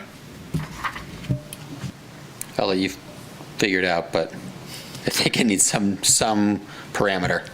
Okay, yeah. Commissioner Miller. No, thank you. Commissioner Tarnay. So do retaining walls include that rockery type wall that we had last time? A riprap wall, where it's just a rock slope, that's not a retaining wall. Retaining wall would be if it has footings and it's more of a structure. Okay, so that was definitely sloped last time. Those were rockery walls, they said. I think there was a combination with the project last time where they had some, if I remember correctly, there was some retaining walls and also some riprap. There are stacked rockery walls that we see pretty frequently in our town. The new bike trail along 267 that uses rockery walls that isn't necessarily, it is engineered, so it does need footings. Do you know which rock walls I'm talking about? No, I do, and I'm just, meaning they would not be allowed then? That is considered a retaining wall, would be subject to this requirement. Okay, so it would be a maximum 6-foot retaining wall anywhere in town, even if it was a rockery wall. Okay, and then I just wanted to clarify the residential fences and walls on parcels with an established land use are exempt from land use permit requirements. Can you still put a fence or a wall on a parcel without an established use, but you just need a land use permit? I don't think we currently have a process to fence a vacant parcel. Okay, so maybe we should change just that wording so that it doesn't make it sound like you can do it, you just need a permit. Does that make sense? Yeah, we can look at rewording that. Okay, and that's all I have for walls. Thank you. Moving on. Sewer requirements. Commissioner Freeman, questions? No questions. Commissioner Miller? No questions. Commissioner Tarnay? I have a question, but what's the status of composting toilet permitting in the state, the county, the city, the world? I talked a while back with environmental health about that because I think someone called asking if they could do a composting toilet, and they said under the environmental health requirements they could, but it was pretty difficult to do or expensive, so they didn't really see a lot of them up here.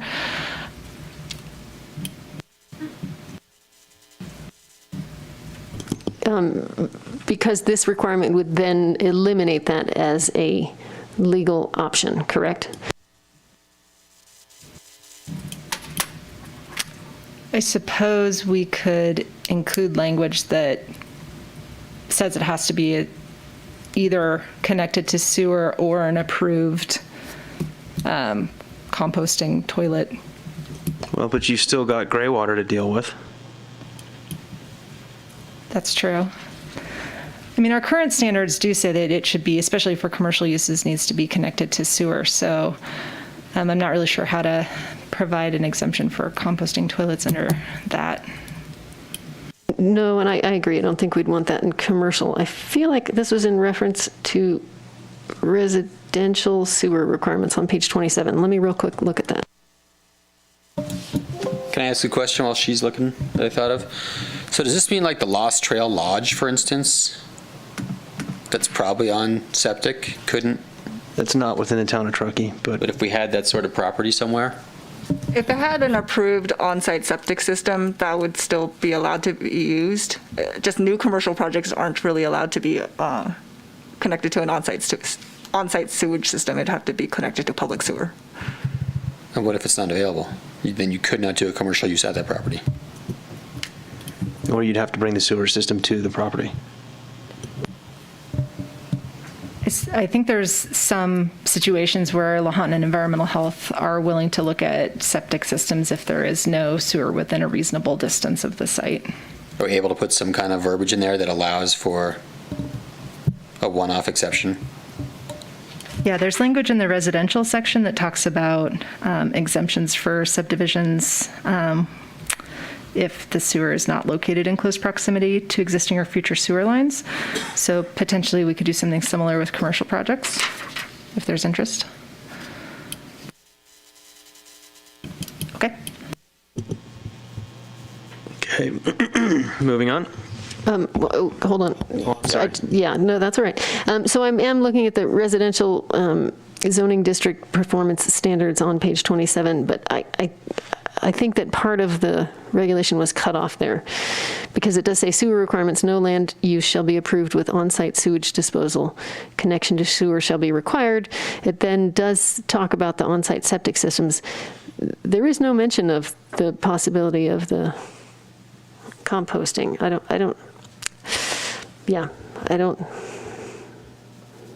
I would love to see it in there. Let's make a note of that, and we'll revisit. And I'm all done. Yep. Deliberation. Yeah.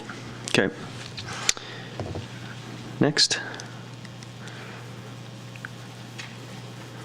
Okay, property maintenance. Commissioner Freeman, questions about property maintenance? No questions, except how to get out of it. Commissioner Miller. None for me. Commissioner Tarnay, no questions. Moving on into outdoor seating. Commissioner Freeman. No questions. Commissioner Miller. No questions. Commissioner Tarnay. I can't find my question, but, oh, there it is. So this is now set up, the community development director may waive this requirement for outdoor restaurants so that they do not have to provide indoor seating. And is this temporary, or will this persist post-COVID? This would be a permanent standard. Sweet, thank you. I think that sounds great. Moving on. Live-work units. Commissioner Freeman. What is a work-live versus a live-work unit? The difference is in which use is a more primary use. It's like a 60% versus a 40%. If it's more live space, then it's considered live work. Is that a square footage calculation? Not a time calculation. Okay, that's it. Commissioner Miller. Square footage and not like ground floor or upper floor, sort of like primary first when you walk through? I don't think the definition defines which floor it needs to be on. I think it just says 60/40, depending on whether it's more commercial or residential. Okay, cool. Thank you. Commissioner Tarnay. Instead of splitting these up, can we just put them on the same line in there, live work / work live, and call it good? So the reason we didn't do that is they're defined as separate uses. So typically in the land use tables, we'll separate those. One reason for that is if someone's looking alphabetically for something, they might not think to look under live work for work live, and they might assume that because they don't see it, it's not an allowed use. Just think it's hilarious that we're assuming that someone is assuming that live work is different than work live, but yep, either way, it's fine. Also to point out, in our downtown, in the areas that are more commercially zoned, live work is only allowed through like a minor use permit, whereas they're not necessarily the same standard of review. Okay, moving on. Grading and vegetation, Commissioner Freeman. I was curious, does a grading permit satisfy the ability to remove trees prior to the issuance of a building permit? Yes. So, is that what this says? Because it says to ensure building permits issued prior to removal of vegetation. Sure. That's in the actual language. It says grading or building permits. Oh, okay, cool. Mm-hmm. That's all. Commissioner Miller? No. Commissioner Tarnay? No, thank you. Moving on. Commissioner Freeman, height measurements and height limit exceptions. No questions. Commissioner Miller? No questions. Commissioner Tarnay? No, thank you. Okay, moving on. Standards for hillside development, Commissioner Freeman. For what it's worth, I always thought 2 to 1 meant the 1 to 2, because 2 to 1 is super steep. I've had this conversation multiple times. Commissioner Miller? None for me. Commissioner Tarnay? No. Okay. Toronto Lake Development Standards, Commissioner Freeman. So does this mean property owners are picking up 4 feet of vertical land in the high water line? That's correct. That's it? Commissioner Miller? None for me. Commissioner Tarnay? Do we actually know, I mean, is this a change in high water, or is it just a change in where you're measuring from? It is actually a change in the high water line. So the datum changed, but it's still a change in the actual feet. And the water no longer goes that high?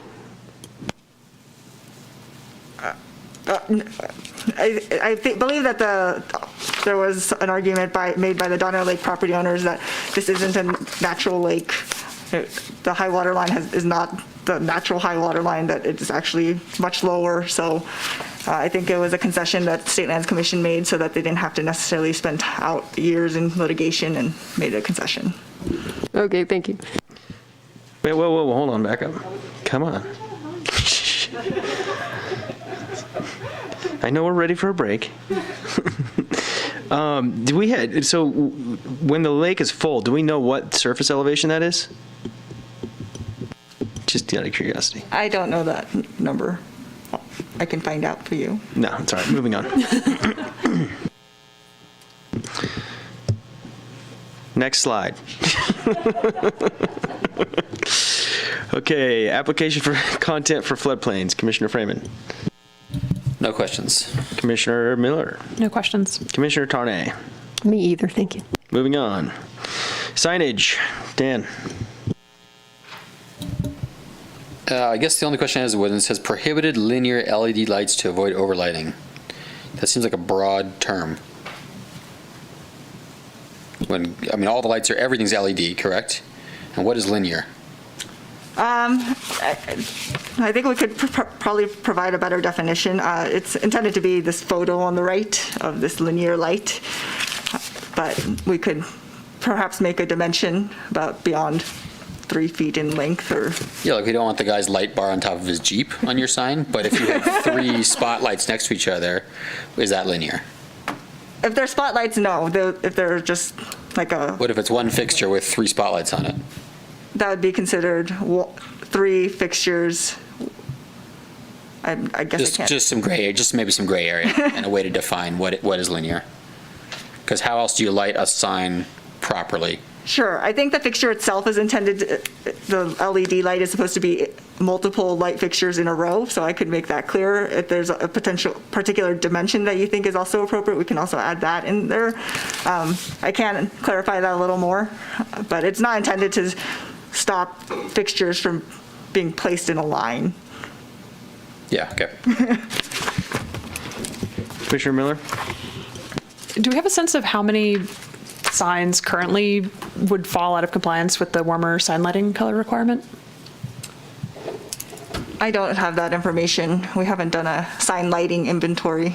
That's fair. What was the idea to change the shade of light requirement? Sure. We have, our HPAC is very adamant that they would like to see warmer lights in our downtown, and there's benefit in seeing that elsewhere, just to create a more ambient neighborhood feel.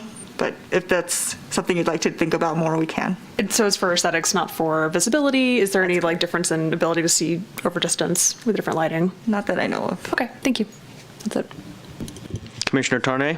I just want to clarify that linear LED lights do not include like the little the Christmas lights or the twinkle lights over bars and stuff, correct? Festoon lighting, no, it doesn't. I can try to create a better definition for this type of lighting that looks more like what you see on the bottom right-hand corner of your screen. Thank you. Maybe a photo of what would be an approved fixture versus a not approved fixture.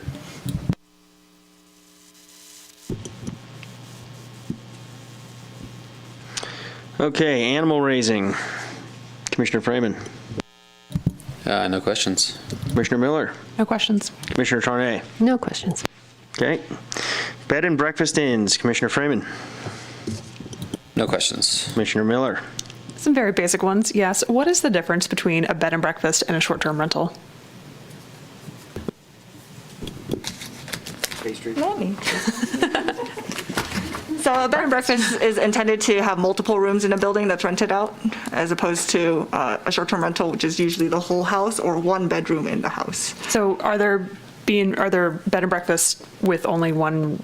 Is it possible to have a bed and breakfast with only one room? Yes, there are, as you know, there are people who have primary homes and they rent out a room occasionally. That is technically considered a bed and breakfast. It is one of those that are exempt from our bed and breakfast minor use permit requirements. They're still required to pay transient occupancy tax, but they are exempt from getting land use permits from us. Okay, thank you. Commissioner Tarnay? Just a quick couple. The bed and breakfast has an upper limit as well, doesn't it? Is it only 5 rooms. 5? I think it's 5. Once it gets beyond 5, it's a hotel or a motel. Why did I have 3? It's definitely 5. It says a bed and breakfast inn with 5 or more guest rooms is considered a hotel or motel.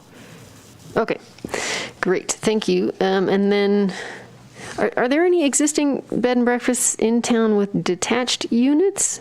I feel like there's some over on Lake Tahoe. I don't know if, does it then, what happens? It then becomes a hotel, and we're trying to keep, the bed and breakfast can be in residential and the hotel cannot? Is that what's going on? I don't think it would be permitted, because if it is a single-family home with a detached living area is not technically allowed to be rented. Oh, okay. So we don't have any existing bed and breakfasts with little separate cabins or anything? There may be short-term rentals that we don't know about, but not a formal bed and breakfast that we've approved, that I can think of. Okay. And then we are making the distinction in order to, a bed and breakfast can be in residential area, is that correct? Yes, with, I believe, minor use permit approval. Okay, and then if you have more than 5 rooms, that becomes a hotel and it's not allowed in residential? That's correct. Thank you.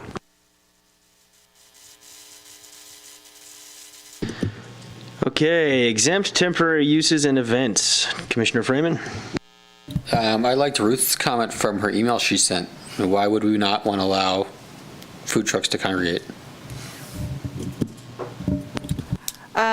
I think it's a good question. We've talked about that as both staff and I think with other planning commissions in the past. It is something that is of interest and is popular in many other jurisdictions.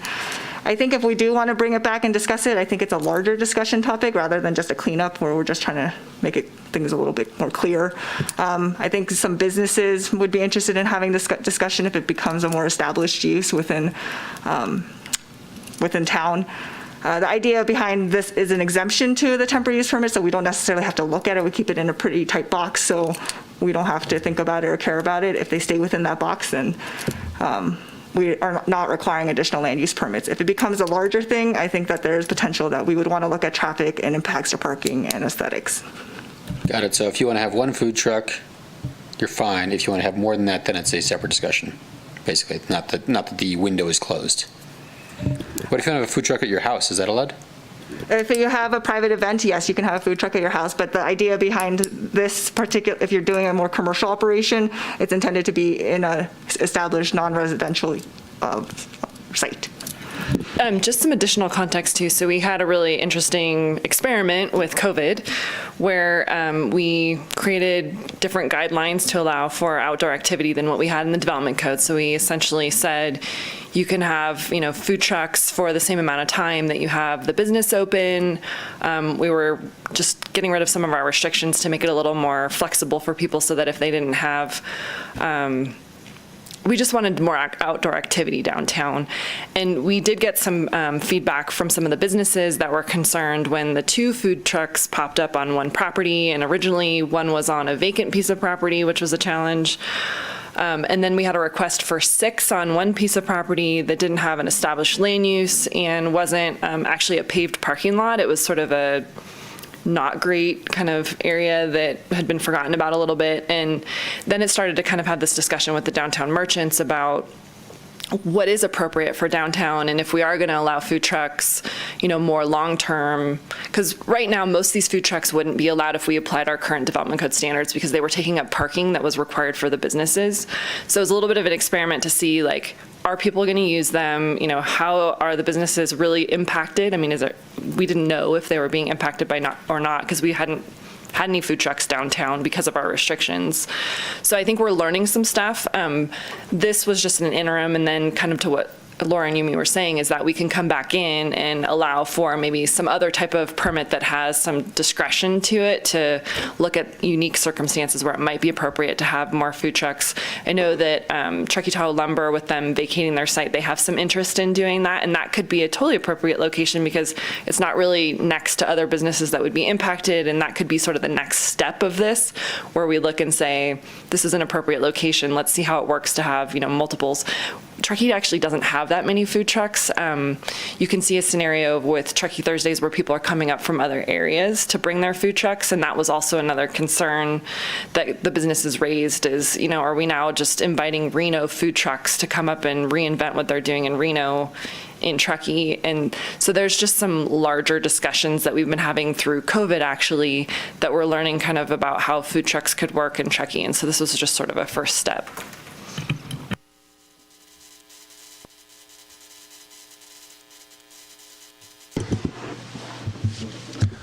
Okay, sorry, is that it for food trucks? I don't think No, I said sorry. anything. Yeah, right, sorry, I lost track. So Commissioner Miller. Speaking of food I'm glad that reply all paid off. Thank you. So where did the requirement for paved surfaces come from? Because I'm thinking of the location by the 7-Eleven where the farmers market happens now. That's not a paved surface, but works for farmers market trucks and stands.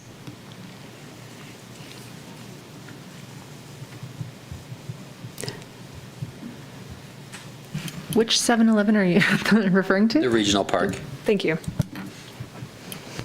It is somewhat of an ADA access limitation for us that we're looking at these food trucks when they come in to ensure that they do have access. And so if you have uneven surfaces, it's different. I think that farmers markets are treated different than the typical food truck scenario coming on a piece of property, but we could definitely look in that more.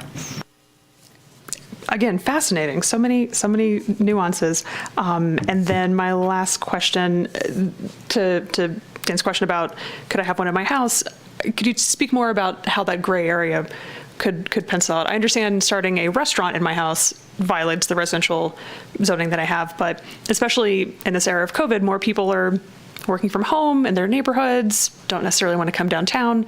I don't know if that necessarily needs to be encoded in the permanent development plan, but I could certainly see an interest in having a temporary lunch-only way to get food in a neighborhood.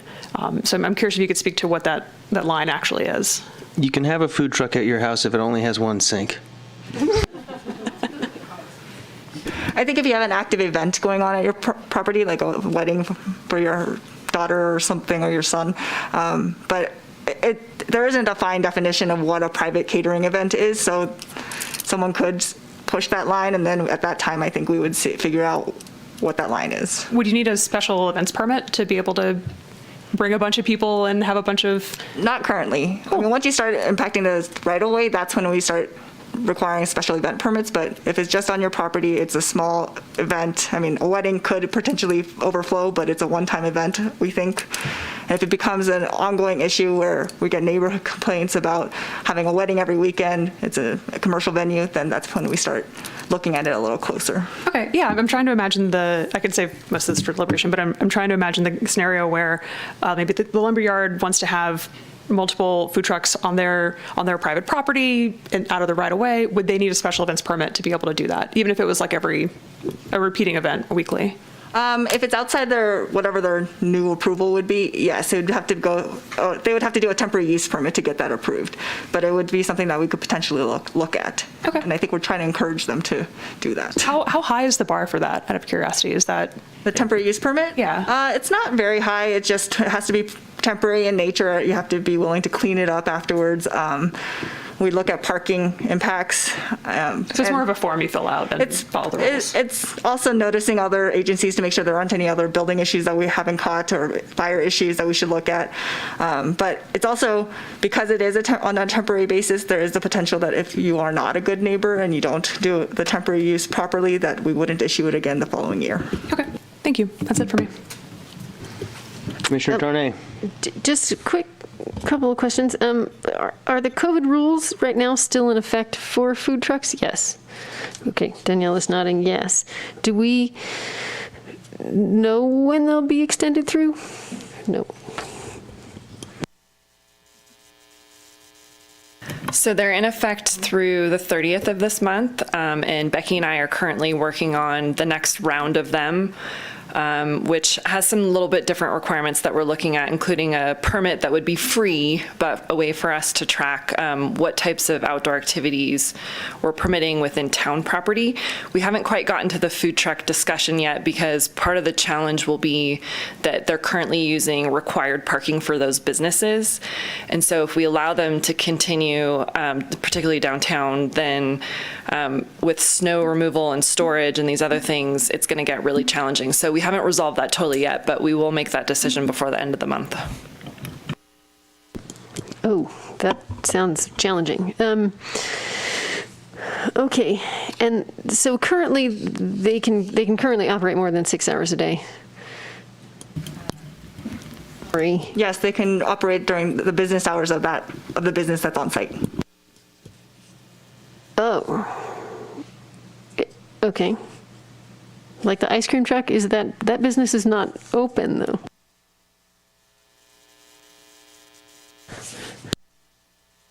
So as you can tell, we're not actively enforcing a lot of these guidelines because we're trying to be flexible. So that is an example where, again, an experiment for us to kind of see which ones are doing what, when.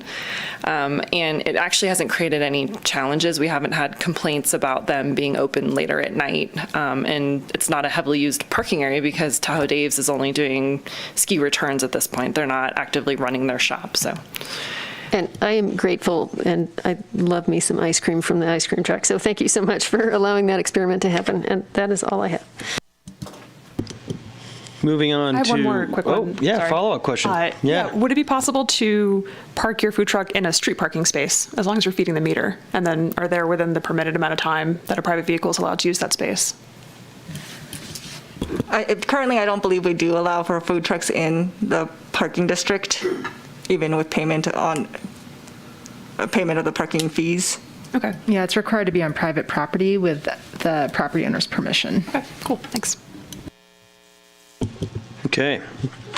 Next up, we have appeals. Commissioner Freeman.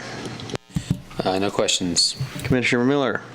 What motivated the proposal to limit appeals to people who previously made comment? This was, we've been getting few more appeals, and we always thought this was in our code, but it's not actually in our code. So we talked to our town attorney, and he suggested that we put it in our code to be explicit, and said, based on his recommendation, he said is something standard that other jurisdictions do. We also think that it is a good change in that it does allow for us to work with developers as during the public process, so that they are aware of what the issues are, so that they could, what we like to call, and as you know, the Truckee way, that things are transparent, people understand what the issues are. The Planning Commission, when you review the project, you understand what everyone's issues are and can make an informed decision based off of all parties being involved at that time. Was he specific about what jurisdictions have this rule? He didn't. I did a little research myself, and I found a number of them that had this restriction. I think San Diego is one that comes to mind, but I can't remember any others. When you say a number, was that like, how far do I have to go to find another jurisdiction that does this? I think it's a pretty common requirement. Okay. There are some that require standing, which is somebody who lives close to the property or adjacent to the property, and we thought that would be a little too onerous. And we do want to encourage people to be part of the process.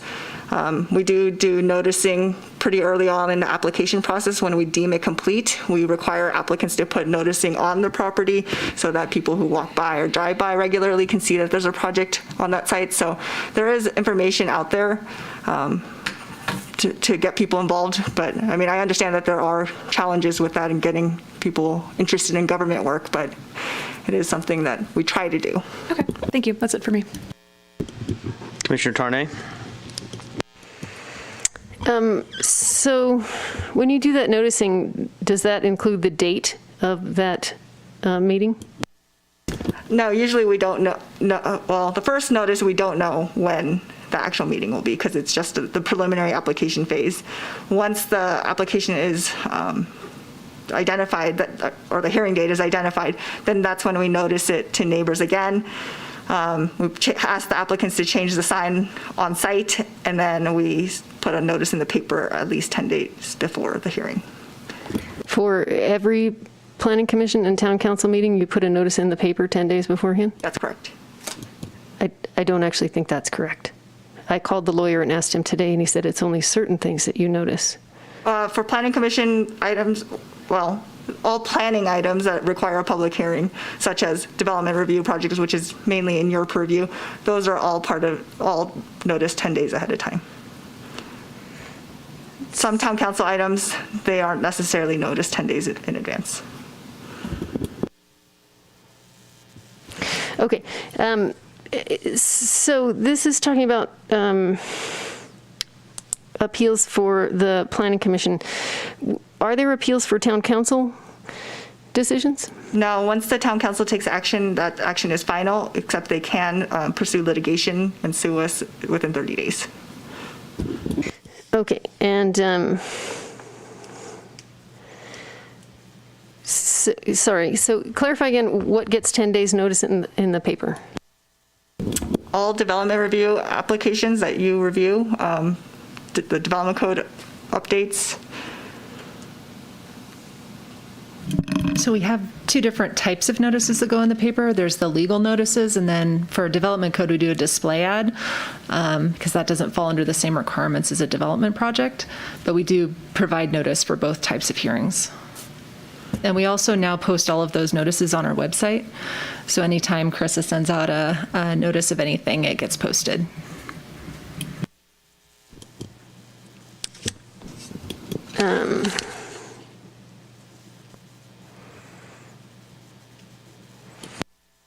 Okay, I have discussion for that. I don't have any more questions. I had a follow-up question if you're not. Go ahead. How often does someone appeal who did not make a comment at a meeting? Mostly because that was the public comments that we got, both were referring to that specific thing.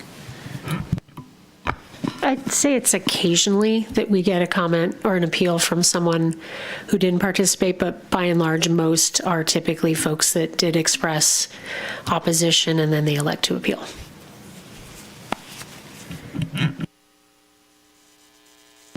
Any other questions? Okay. Workforce housing requirements, Commissioner Freeman. I had a question before, but you clarified it with, it's one, if not, and then two. So no questions.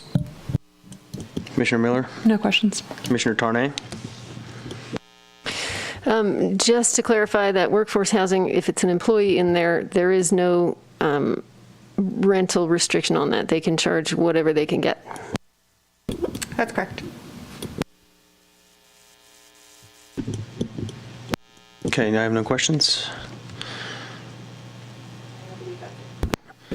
All right, so we're a little over 2 hours in, so let's take a 10-minute recess. That sound good to everybody? Okay, so I've got 7:07 right now. We will reconvene at 7:17.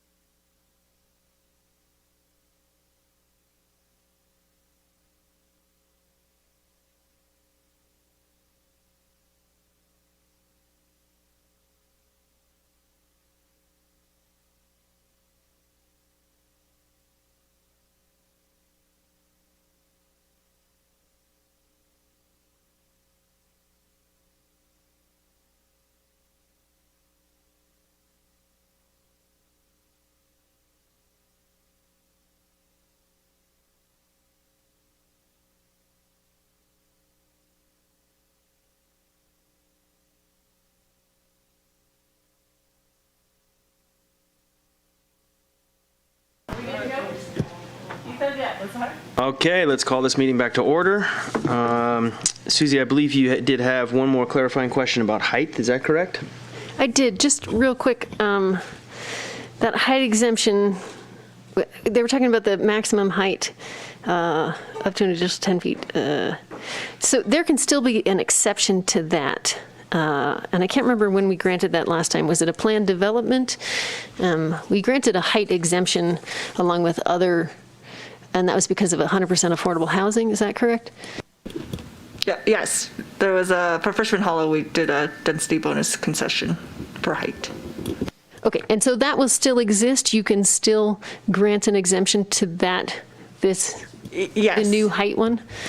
So this height measurement exemption, or I think leniency, flexibility, is only for single-family residential homes, and it just gives, it's a staff level review, and if it's on a steep slope, you get additional height. Okay, so it doesn't change that, and it doesn't change that you can still get those exemptions for those other applications. Thank you, that's all. Okay, and then before we get into deliberation, I do have one last question for staff, and that's really just about this whole big package altogether. Is there a way that we can cut some of these up and approve some things that are the low-hanging fruit so that we can get those just out of the way, and then some of the stuff that may be a little bit more controversial, we can get as far as we can on it and see if... Yes, you can move some things forward and ask for things to be held back. Okay, all right. So that being said, commissioners, I kind of want to take everybody's temperature and see, what is there, what do we have in this packet tonight that we can just rubber stamp and just move along with? Commissioner Miller? Animals. Okay. We all like the animals. Okay. Freeman? Yeah, I appreciate you bringing that up because I had kind of the same thought. Animals, the chickens, we'd start with that. Okay. Susie, you okay with just... I'm all good with chickens, yes. Okay. All right. So check one box. Okay. How about bike parking? I think that's going to be tough because we have a lot. We want to change all the bike parking Got it. requirements and the numbers. Okay. So no bike parking just yet. What else can we eliminate early on in the elimination? You want to start rounds going here? through this and go to each heading, be like either yes, let's Yeah, okay, so ADUs. either like we can approve it, let's approve it, or let's kick it down the road for deliberation and then come back. Yeah, okay. Thanks for the recommendation, Dan. Okay, so we're going to have to kick this one down for deliberation. Yes. The ADUs? Yeah. Okay, residential accessory uses and structures. I'm uncomfortable with it, but I think I can get over that. I think it's okay. Commissioner Freeman? No, I think this has got some deliberation here. Okay. Deliberation. Agreed, okay, deliberation, okay. Bicycle parking, deliberation. Plan developments, deliberation. Definitions, deliberation. Gotta talk about those kitchens. Got to talk about those things.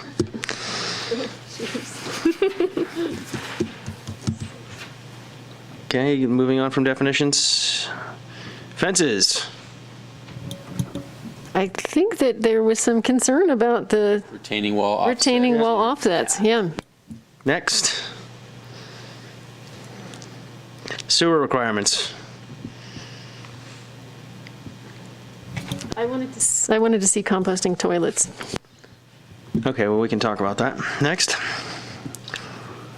Clean up property maintenance. This one seems straightforward. That seems straightforward.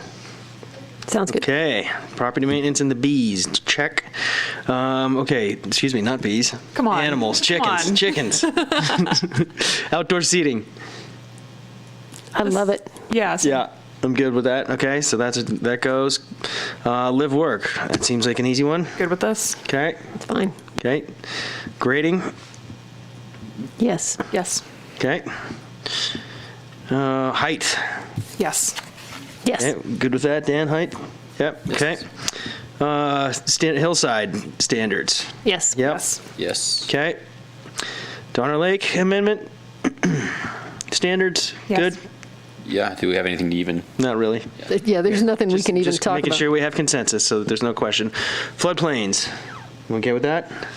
Yes. Yes. Okay. Signage. We asked for We have some clarification on some of those light fixtures. Yep, got it. Okay, so we'll chat about that. Animals, we already know about that. Bed and breakfast. Susie? No, we're good. I'm good? Okay, everybody? All right, so that one's good. Food trucks. Do we need to talk about that more? Yes. Yep, okay. Okay, appeals. I feel like that's something we need to talk about. Yep. Yep. Okay, and workforce housing requirements. I'm okay with this. Yeah. Well, we had some additional discussion as in, was that? No, sorry, that was plan development. What was the workforce? I would like to talk about workforce housing. Okay. Okay. Where does that leave us, staff? Do you want to know what you're approving? Yeah, let's just recap that. Okay, you're approving without change. The sections are exemptions from development code, which is, I believe, the, Chickens? no, that was the fences. No, there's fences, walls, and hedges. There's the No, but I thought we said we needed to, property maintenance. we were going to deliberate on the fences, correct? You're right. Correct. Okay, I think it's live work. I think the first one was a different fence reference. It's in 2 sections, I think. You're approving the live work units, the grading and vegetation removal, height measurements and height limit exceptions, property maintenance, standards for hillside development, lake and reverse stream corridor development, Donner Lake development standards, animal raising and keeping, bed and breakfast inns, outdoor seating, and workforce. Oh no, you wanted to talk about workforce housing. Okay, thank you very much. All right, so let's just take it from the top and move back to the ADUs. We might even want to take this a step further and think about ones that we could get through today Okay, and ones that we're probably not going to get through today. okay, very good Again, point. try and whittle that list down. Yeah, okay, so what do we think we have the least to talk about in these? Let's see, we could probably get through lighting pretty quick, because I think we just wanted to get some definitions established on that, the neighbor, or the Jeep light bar versus what we're gonna, Signage. how we're gonna define it, yeah, and the signage. So let's move to signage. Thanks, Dan. You want to talk about it now?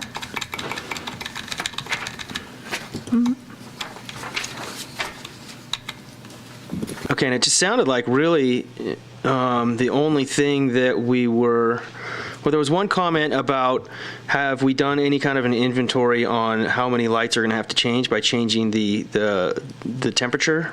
And then also, so I guess that's a question that we had about how much impact does that have? So this is going to be, by updating this, it's going to be retroactive, so that this is, no, it's not going to be. You're shaking your head no. Okay. So It's this only is for new signage going forward. Okay. Got it. So it doesn't have an impact. So it's not punitive for people that have, a brighter blue or whatever. So, okay. Who wants to jump in on how do we define what this linear LED light to avoid language should be like? I like Dan's suggestion just to have examples. We want this thing, we don't want this thing, include manufacturers. If there are any that already exist in the community, point to those. Yeah, agreed. I think you could have 3 or 4 that are approvable and 3 or 4 that are not approvable, and then an applicant still needs to submit a light for approval with their sign, and the staff can make the decision. Is it possible to make existing signs change light bulb color when they do replace light bulbs, or recommend, or put something in there? We can encourage, Because light bulbs still burn out and you got to replace them. yes. I mean, we could encourage, we can, yeah, we can definitely encourage. I mean, it's hard for us because we don't necessarily get involved when they're just changing out a light bulb. But Well, yeah. I mean, what do you have to do some sort of outreach, Yeah. right? Do you have a temperature light that you're going to, it's 3,000 Kelvin or less. or less? Okay. So What is the, what do we call a synthetic material? Acrylic, vinyl, and then synthetic material. It's very broad.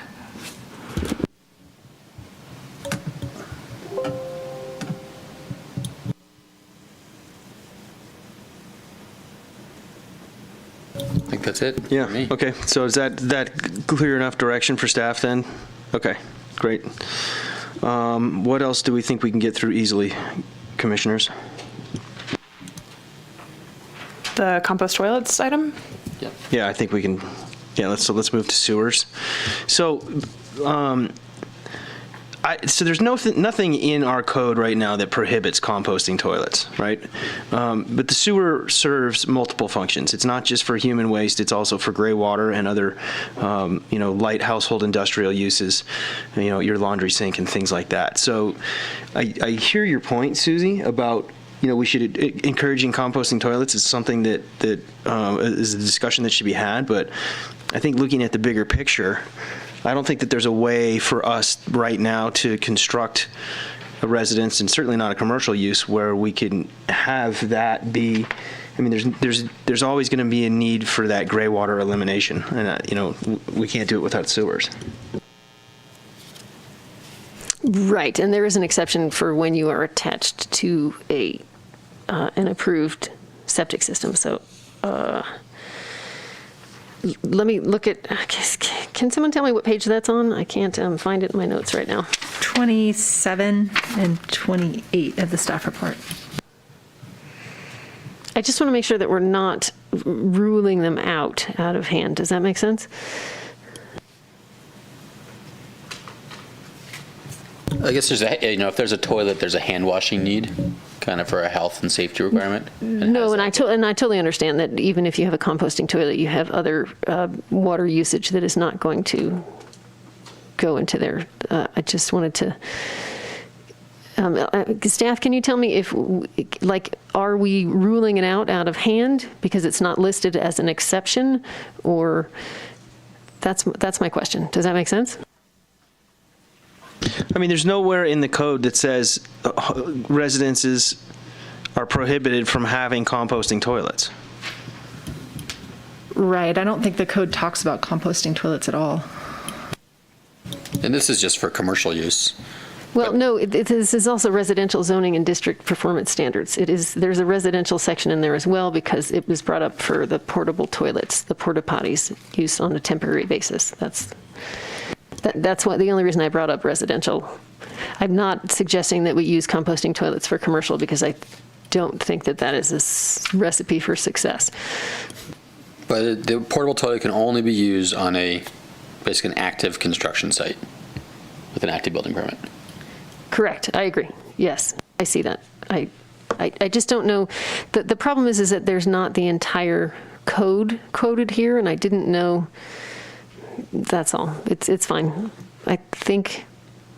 What happens when you have these examples are probably outside of town of Truckee, but some of the snowmobile outfits that do snowmobile services and tours in the winter, and as the commercial use, they probably have porta potties, don't they?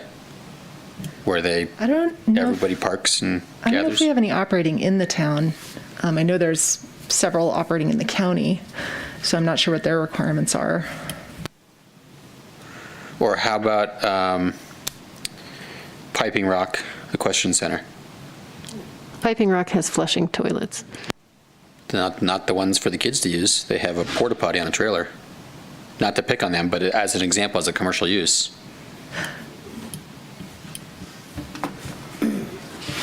They're supposed to have a bathroom for all of the customers to use. So if they are, that's not in compliance with their use permit. To ask a similar question without naming the site, there's another porta potty somewhere in the town of Truckee for that. I'm sure, I don't know, maybe it's temporary, but it's for unhoused people that are there at the moment, which seems like a very kind, empathetic thing to do. Is that something that's currently permittable?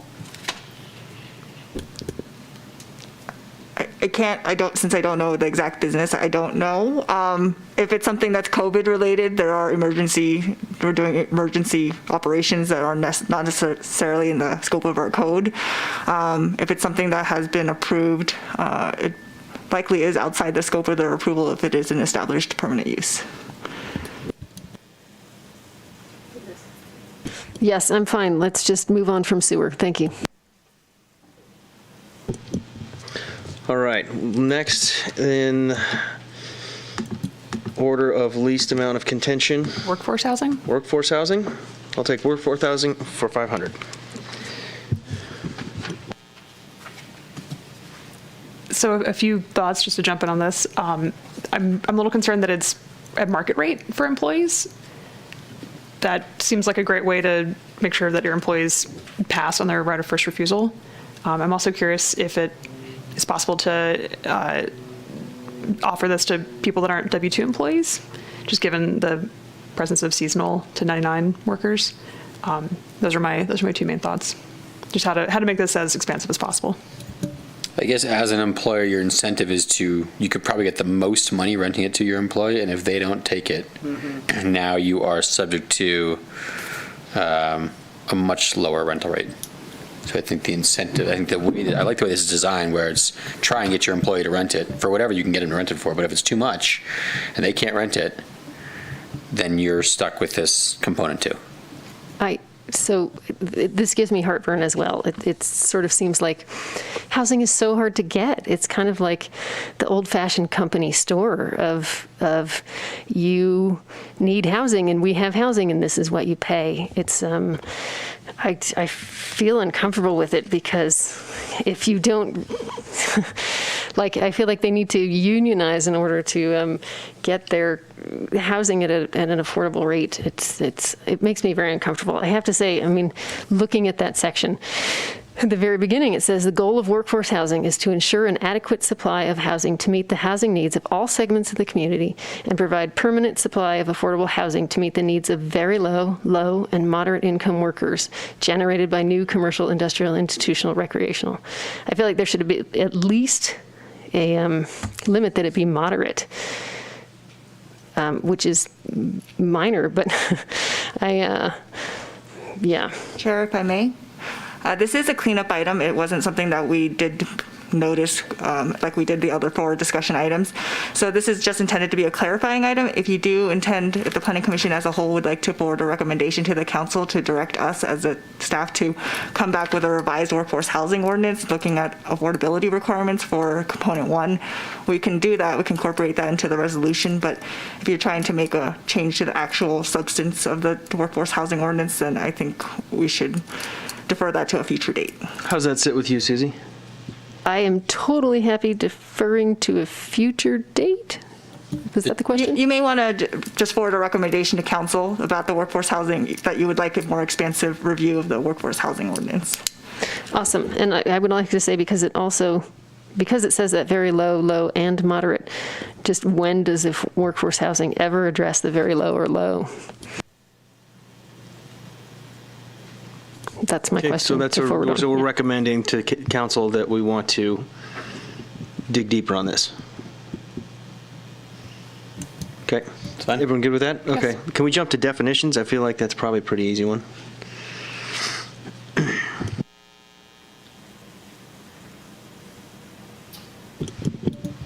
Yeah, I share the I think. I don't see why we would prohibit the number of bar sinks. I don't see why we would prohibit the number of sinks. I don't see why we would define the number of sinks.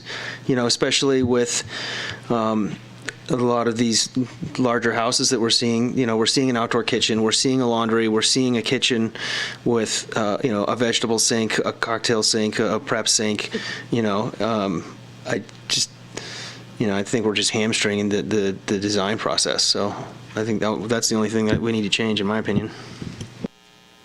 And why were we doing that? Because we didn't want areas turned into illegal junior ADUs? Is that why? But doesn't that give us more options for possible long-term rental housing? I guess even an illegal unit does house somebody. And an illegal unit's already illegal. If they're going to go and do that, then presumably there are other things they violated that we can get them on other than just the number of sinks. Yeah, I'm fine with not restricting the number of sinks. Plus, are we going to define what a bar sink is, and then someone says, well, this is a utility sink at this other location? So I think we've got consensus that we don't want to get into the micromanaging of sinks. Yeah. Can we call it sunk? Okay, and with that, what else do we think we can get through this evening? So what is that? We're basically approving definitions without the sink? I think we're saying we're not limiting the numbers of sinks, correct? That's what I'm saying. That we are not saying how many bar sinks you can have. Correct. What does that leave under the cleanup amendments? Just for clarity, the carports are okay with as, Carports I'm fine with. Anybody else have any comment on carports? Love it. No comment. that leaves Fences, walls, and hedges? fences, walls, and Or hedges. no, the question was about the Hillside. the hillside retaining walls, not fences, walls, and hedges, correct? Standards for hillside, appeals, temporary uses, the food truck one. Those are the three that I have. We could do retaining walls. Let's go to retaining walls.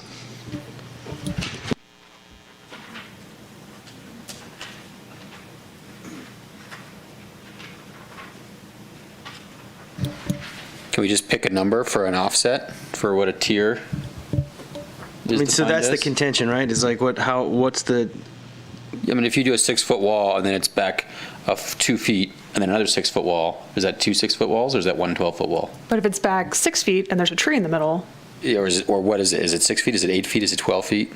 What's a good recommended number? Also, you do. equal distance for equal height. It seemed like it would be, Ooh, nice, elegant. Yeah. And then there is the variance for a hillside development. So likely in a situation where you need that tall of a retaining wall, you are in a hillside scenario and you need a variance anyway. Is that right? If it's over 20% slope, you would need a use permit for, not for residential, but for commercial. And we could do some quick math and figure out if it's a wall 6 feet tall and you have a 6-foot flat section and then another 6-foot wall, what's the slope of that hillside? Is it 2 to 1 or 1 to 2? sorry, so 6 feet and then 6 feet and then another 6 feet? That's a 2 to 1. So 12 to, 2 to 1. If you 6 foot here, 6 foot here, that's 2 to 1. a 1 to 1 slope. Yeah. If we want to say 2 feet, 2 to 1, this is 12 feet here. Well, I think I was giving that example where you go a little higher there and now that's, This would be 1 to 1 here. This would be. we need a whiteboard, someone?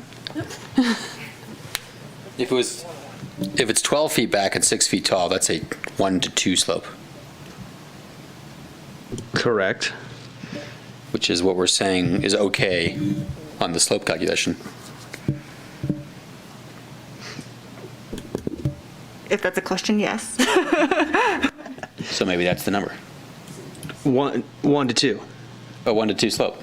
So if you have a 6-foot tall wall, you need a 12-foot horizontal run before you can have another 6-foot tall wall. But that was an unprotected slope. This is a protected wall. I'm sorry, so say that again, Daniel? You want for a 6-foot height, you want a 12-foot gap before you have another 6-foot height? Yeah. I'm just. I guess that's not really what I'm shooting for. What I'm asking for. I'm just kind of rationalizing that in my head. The other option would be to apply it to the total height regardless of how it's tiered and say if it's over 6, it needs a variance so that it can be looked at a little more closely. So anything over 6 feet needs a variance and needs to be looked at a little more closely. I mean, that seems, but that's done just at the staff level at the counter, right? A variance would be a zoning administrator review. Okay. That seems appropriate. Yeah. What's that? 2 thumbs up from Danielle. I think she Okay. was saying, gee, thanks. She is our zoning administrator. She does have the So- corner office. So we are saying that if that it is still a 6-foot wall if you don't have more than 12 feet between them. Is that correct? If you have that offset that they have in that picture, that 1-foot offset, that is make it not a 6-foot wall, correct? Well, I think we're saying if it's anything over 6 feet, it goes to Danielle. So what you're seeing in the picture would go. Perfect. What's that? Yeah, but you're right. Okay, let's see here. So can we clarify for our notes? So you want anything over a 6-foot wall to go through a variance process? Or potentially it could be a planned development where they would come in front of you for flexibility? Yes.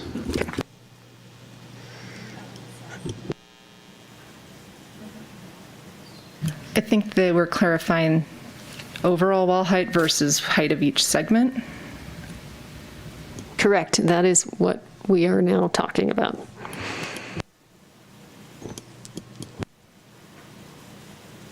Okay, so what do we think is next here? Appeals? That's a good one. Yeah, that's a good one. Who wants to start? I'd be happy to. Please. Yeah, I'm in agreement with the public comment. I think that for the most part, you get some of these things you get 10 days notice on, but you don't have the detail that comes out in that staff report. So I feel like the members of the public, they get 5 days. If you miss that because you're sick, because you're out of town, because you're on vacation, because your internet's down, then you just have no way to be involved. I don't see any, I just don't see why you would want to cut off this public involvement. And it's not free. I mean, if you appeal something, it's like, can staff tell me it's somewhere between $600 and $1,000, correct? It's $1,000 for town council, to appeal to town council. Yes. Okay, so I don't think people are undertaking this lightly. I mean, I don't know about the rest of you, but $1,000 is a lot for me. So I don't feel like it's, yeah, I feel like you may be within your rights to not do that, but I don't necessarily think it's the right thing to do. So I would like to keep that appeals process as a last minute option. I also agreed that there's things that can come up in deliberation after the public comment has already happened that then you don't have an option to public comment on. So I see that as another reason to have that appeal process available. I agree with those comments. Yeah, I think that's pretty valid, actually, that we could deliberate and then you could think of something and you've missed your chance to comment. Okay. So we do that here. Like we've gone back Right. and forth a few times just asking questions as other questions come up. I think that's, I'd like to see more action to make it easier for people to engage and not send the signal that we don't want their participation. okay, so we have consensus on that.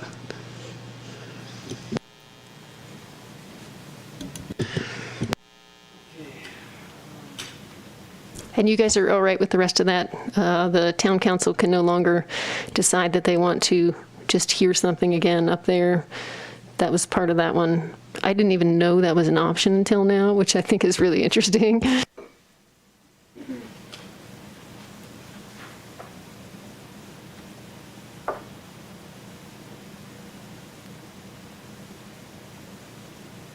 Okay, so that leaves us with bikes, ADUs, Food trucks. and food trucks. Let's jump to food trucks next. We thought that would be the most complicated of the cleanup amendments. Yeah, I mean, I think there's definitely, there's a lot to the conversation. I appreciated Danielle's comments with the background conversation that's going on. I definitely would like personally to see more food trucks in town, but then again, I also understand the plight of the struggling restaurant business owner. And, I think that there's a bigger conversation that needs to be had here. I'd like to make more specific recommendations. Obviously, brick and mortar restaurants are expensive, and it's important to be sensitive to that.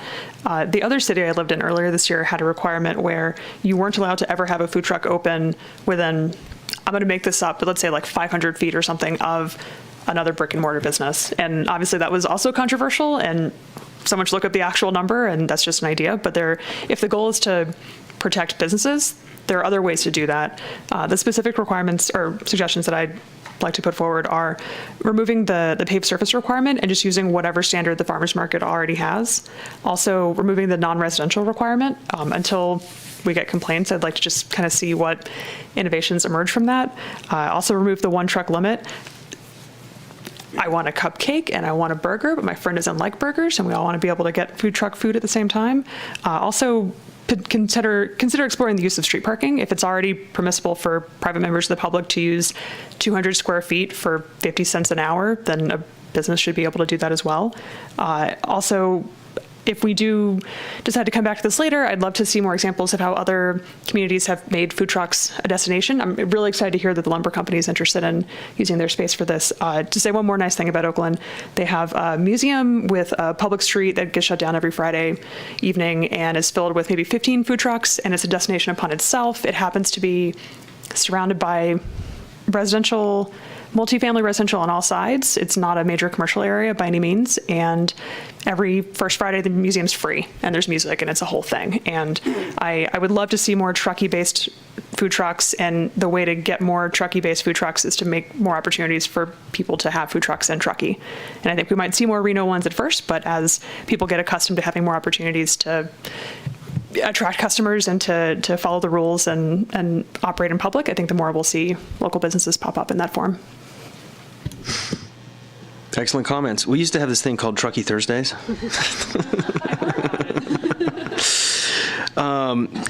What is what's the permitting process for food trucks right now? Do they have to come in and get a business license? How does that work?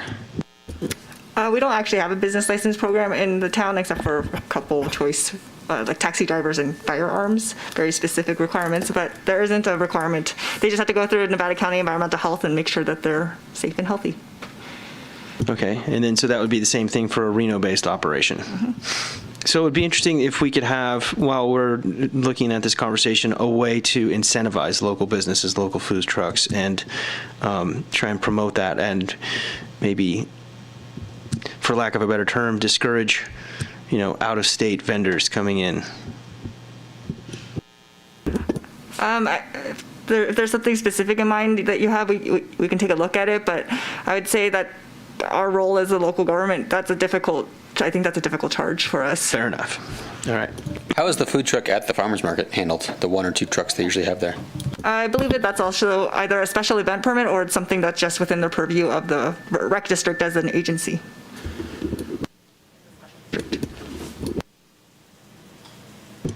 Okay, so does that cover our food truck discussion? What comes of this discussion? I just want to quickly say that I love a lot of those points. I have similar things on here. Why only 1 per site if you can fit 2 or more without any impacts? And I can't help but think that there's areas that have businesses during the day that, like the tire place over on West River Street, that could completely benefit from something in the evening. And I think that's far enough from any of those restaurants that it wouldn't actually impact them. And again, that's also not a paved area. Some of those are unpaved. So I understand for, siltation purposes that you want them paved, but I see these as, I see the reasons to not do it, so. So what are we specifically proposing? Removing the addition of the 1 food truck per site, removing the non-residential use, removing the paved street, basically other 3 things that were added, and then maybe coming back with some research about limiting distance to existing restaurants and allowing use of street parking? Okay. I'm good with that. I think I'm good with that, except the street parking. I just kind of think, how does that work? I guess if it's almost a non-issue if they have to be a certain distance from an existing restaurant, because I just think downtown, if a guy wants to park his food truck on right in front of Bar of America would be awkward. In the train station parking lot. I think this is a great discussion, but Yumi did raise that we didn't notice it this way. So we're tabulating all of this for when we bring it back to you. So you can say what you want, but I think as part of your action, it's a bring it back. Thank you for that clarification. Okay. Perfect. Yeah. And so this is an item that will come back to us, or does it go on to the town council? Like, it can't go on to the town council for them to deliberate these type of things? Not the larger issue of whether or not we should expand our food trucks. For your recommendation to remove those 3 items that we're proposing, that can go forward as a recommendation, or we could just do it all at once. Yeah, I mean, this would give us some time to figure out how the food trucks at the farmers market work, what kind of process they have for that. It allows us to talk to our engineering public works departments and parking about what if we use town right-of-way, what does that look like? Because there's oftentimes some safety concerns with that, which we've learned a little bit, again, with COVID and outdoor dining. So, kind of allowing us to package some additional information for you so that you can have a better informed decision to forward to the council. Can I really quick ask you, has there been safety issues with the outdoor seating? Yes, we had a toddler run out in the middle of the road, which we fixed, but we have had some safety issues. And going into winter, we are looking at putting K-rail along the edges of the businesses so that when we put the blades down to remove the snow, that it's only touching the K-rail and nothing else. So this is the logistics that we've been talking about and learning from with this. So it's been an educational process. Yeah, so the street parking thing, I think the safety thing, that was in my mind too. I would like to just keep it prohibited from parking on the street at this point until we can really take a closer look at public safety. It needs a closer look. I agree. Okay, staff's that, you guys got that? Yes, and Okay. I believe you covered all the cleanup items. Great. Okay, now, okay.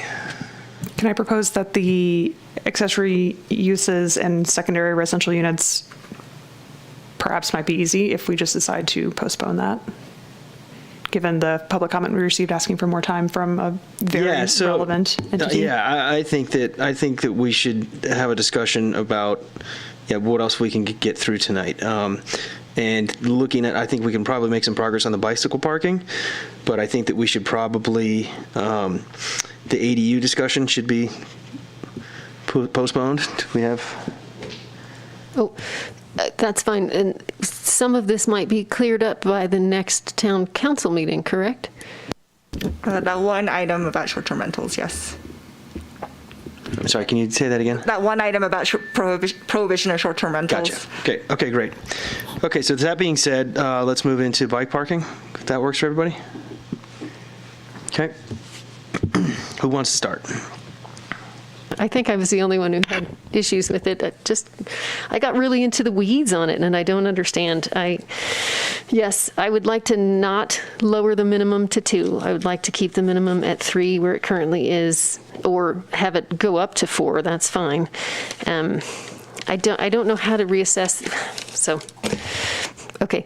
Earlier, when you made a suggestion, I said that was very elegant. I feel like this is not an elegant solution. Part of me is a little bit. I'm having a little bit of heartburn that we took something that was one line in the code and we made it into another 2 pages. If we could just, an option would be to, instead of saying 5% of the auto parking, you could up that to 20% of your auto parking. You need to have that many for bikes. I'm not sure why it's a completely different numbers. I wish that Emily was here to tell me where she came up with some of these. So I think, Commissioner Tornay, that's an option that we have. If you want to bring this back, we can have Emily provide that background context. So that way you can see, what resources she used, sort of what other jurisdictions are doing. It sounds like you want that level of information, and then that will help you inform sort of your next steps on what you want to change. That if you feel like the hotel example is not appropriate for Truckee, then you can come up with something else based on what cities were used in the context of it. Yeah, does that make sense to you guys? Yes. On some of these things, the 20 bike Short of parking us going spots. through and just picking numbers. Right. Okay, so then our recommendation is that we're going to postpone this one and have further clarification from planning. Yeah, Danielle might want to talk about when these things could be brought back based on scheduling for future planning commission meetings. Sounds great. So as of right now, we think we have 3 items for October Planning Commission. So some of these would come back either to November, or if the commission felt strongly about continuing it to October, it could potentially bump projects, which isn't our typical practice. So usually we put development code amendments behind sort of project applications because they've been in the queue for a while. November would probably be the soonest that we would be able to bring back any of these modifications. Are any of the applicants coming up for October, would they be affected by these revised bicycle parking requirements? No, because their application's already deemed complete. Right, they would be based on the development code that's in effect at the time their application was deemed complete, so. Oh, November's full? So maybe December, but I mean. I don't have a problem waiting to December to talk about bike parking again. And honestly, I think anything that's, just at that time of year, there's not a lot of projects coming forward. But I don't know. Yeah, I'm fine with. My sense is that as a commission, you want to do it right. And so to do that, you want the additional context, which is what we want to provide for you. Super. Yeah, that's great. Thank you. Okay, moving into planned developments.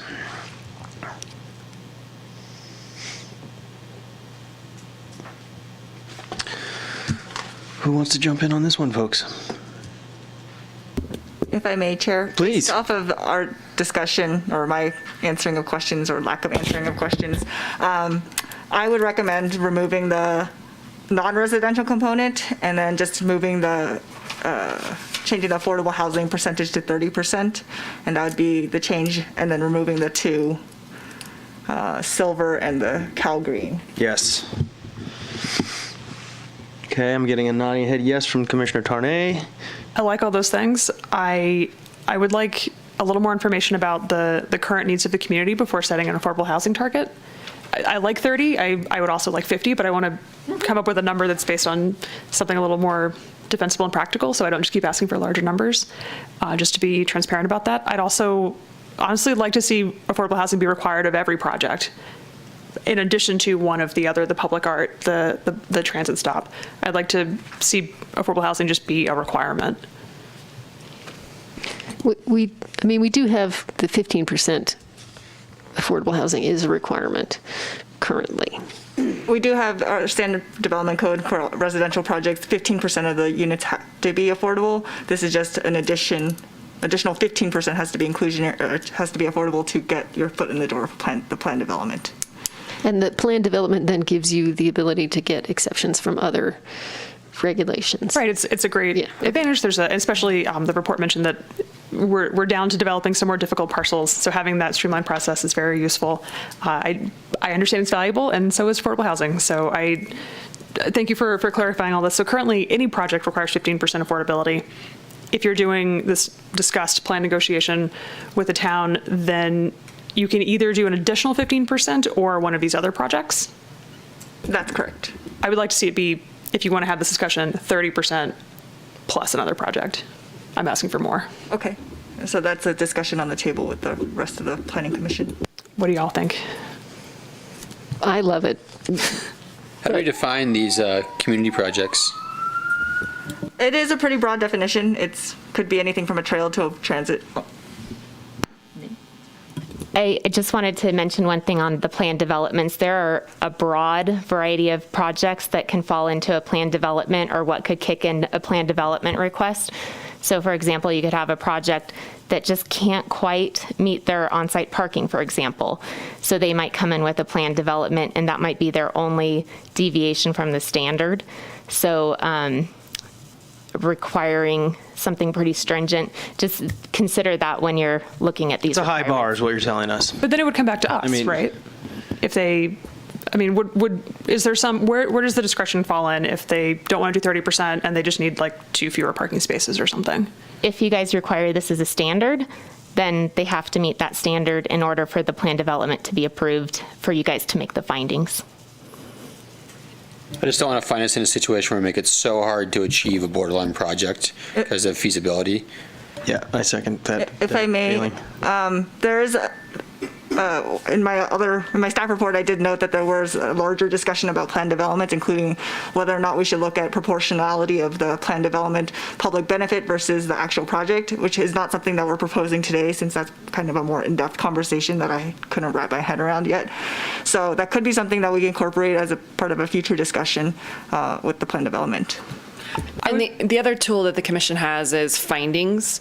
So if we added some specific language that says the commission finds, for these reasons that they don't have to meet these specific mandatory features, then we could craft some wording for that, and that would be the out.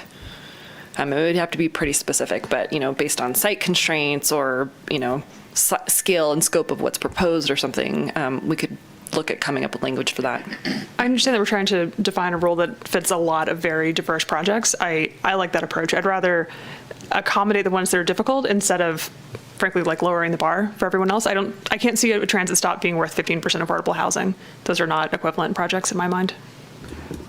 I understand, and that's somewhat in your discretion when it does come in front of you. If someone says, I'm doing a public benefit, and this we think is equal to all the other project mandatory features.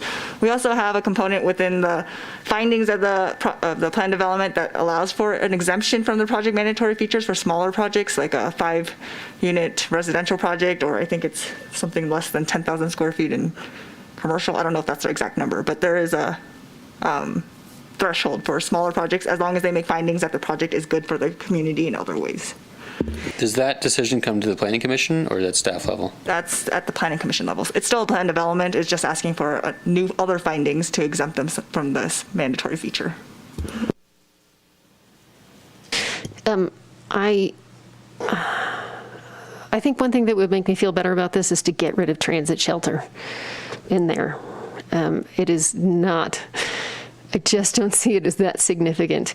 And for it to be public art, I think you need to put the word substantial directly in front of public art, because it would have to be a monumental size art, not just a very expensive tiny painting somewhere. So I don't know if that helps you at all. I did want to really quick mention some other things that I would love to see as options, like multiple street trees installed elsewhere in the town, or street trees and maintenance on that trees, or as an in lieu thing, maybe funding some public transportation would be an amazing option if that was an ongoing funding that could help get our headways down. Yes, or yeah, that's where I'm going with that. That's it. I just wanted to give some other options of things that I felt much more comfortable with than transit shelter. I feel like 10 street trees and their maintenance is much bigger than a bus bench. And just to be clear, the plan development future discussion, I think we're thinking of bring back a new project mandatory feature in the future when we have an adopted climate action plan, where we have definitive ideas of what we think would actually help our community reduce greenhouse gas emissions or increase our sustainability options, including transit and sidewalks and things like that. We're pretty far in the weeds here. What clear direction do we have to give? I would propose we ask staff to come back to us with a version of this that has 30% affordable housing required for a planned unit development, within a nice menagerie of other options that people can choose from, with the expectation they select at least one of those, and then build in the flexibility if it's a very small project or if it's a very minor modification that's being requested for review, if they need an exit out of that discussion. Is that about where we're landing? I think so. What's the percentage now? 15. 25. For planned? 25%. 25, sorry. So we're yeah. increasing it by 5%. Yeah. And just to, is there any interest, if I may, Chair, Yes, to please. just move forward with the cleanups to remove the 2 items that are not useful at the moment, the lead silver requirement? Yes. Okay. Those are fine. Yes, please. Yes. So the idea would be then we would move forward getting rid of those 2 items and then coming back with a new plan development discussion in the future. Correct. And then you were also clarifying that this affordable, if it's a for rent product, then it is for very low or low, and if it's a for sale, then it's moderate. You cannot have for rent for moderate income, correct? Yes, that's correct. I love that. Thank you for putting that in there.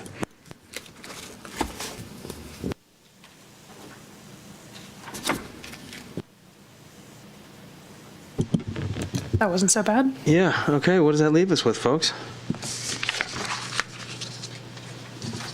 Did we punt the other 2? I'm sorry? Did we punt the other 2? Yeah, so we're definitely moving the ADU, right? Down the road, and then, I'm sorry, which one else were we moving down the road? Accessory uses and Accessory ADUs? dwelling. Well, do you think we can get through accessory dwelling? It didn't seem like that was too contentious. Susie definitely was hung up between. Sorry, the ADUs or the accessory garage and buildings? Accessory Structure. uses. We can talk about accessory uses. That's the garages and structures. Got it. Yeah. I'm sorry, I'm so confused on that one. This is the Olympics of Planning Commission.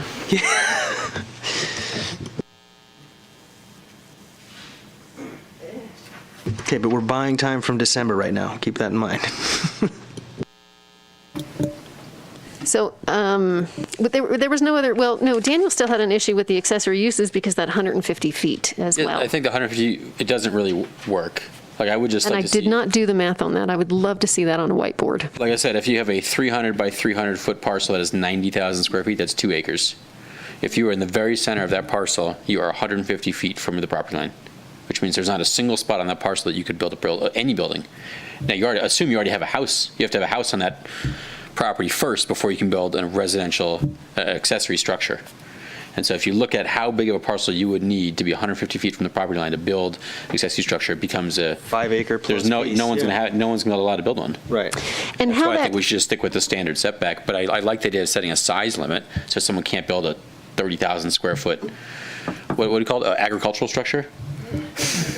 so the way that worked before is that you could do it because it was only one side that was abutting other residences, right? So you could move it to is that how we were able to do that before? Or was it bigger than 2 acres? No, the minor use permit process allowed pretty much unlimited flexibility to request larger structures. But you said that you had one that you could move 150 feet away from. Oh, there was one that we had a few months ago. I can't remember the size of the parcel. It was maybe 5 or 10 acres. It was a bigger parcel. So either you could apply the bigger setback to larger parcels or just take it out completely. That was for could we just make double that setback to 60 feet instead of 150? Cut it in half.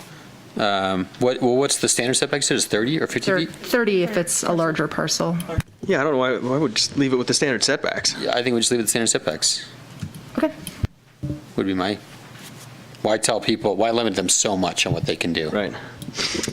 Is there any consideration for the 100-foot separation from the main dwelling, similar to the secondary residential units? I don't think so. If someone has a 5 acre parcel. Yeah, I don't have a problem with it being more than 100 feet away. Okay. The one we reviewed was the Snow Tech, right, in Tahoe Donna, where she's building that huge building. I think it was actually one at the town council. Yeah, It was not here at the commission, it was at the town council. It was a zoning administrator project that was appealed to town council. Okay. Regardless, I think we're there on this one, correct? Yeah? All right. Okay, so then we're moving everything else down the road to December. Is that my understanding now? Holy smokes. All right. Merry Christmas. Yeah. Okay. All right. And with that being said, we are going into item 7 on the agenda, major review, which is none. And then item 8, staff reports, seeing none. Oh, Yumi, yes. Before you go too far, we're going to go back to this item, and you're going to have to make a motion. Of course we are. Thank you very much. Do I hear a motion on the floor? Somebody needs to define how we're going to define this motion. If I may, I can tell you what you've told me, and you could tell me if it's right. All right, we're going to continue the bicycle parking and support facilities and secondary residential units to the December Planning Commission meeting, potentially. For signs, we're going to make an amendment to add examples of the approvable and not approvable sign lighting. For workforce housing, we're going to forward a recommendation to open it up and do a more comprehensive look at the workforce housing requirements, but approve the changes as proposed. The kitchen, we're going to remove the number of sinks. The retaining walls, we're going to require a 6-foot maximum height limit unless a variance is requested and approved.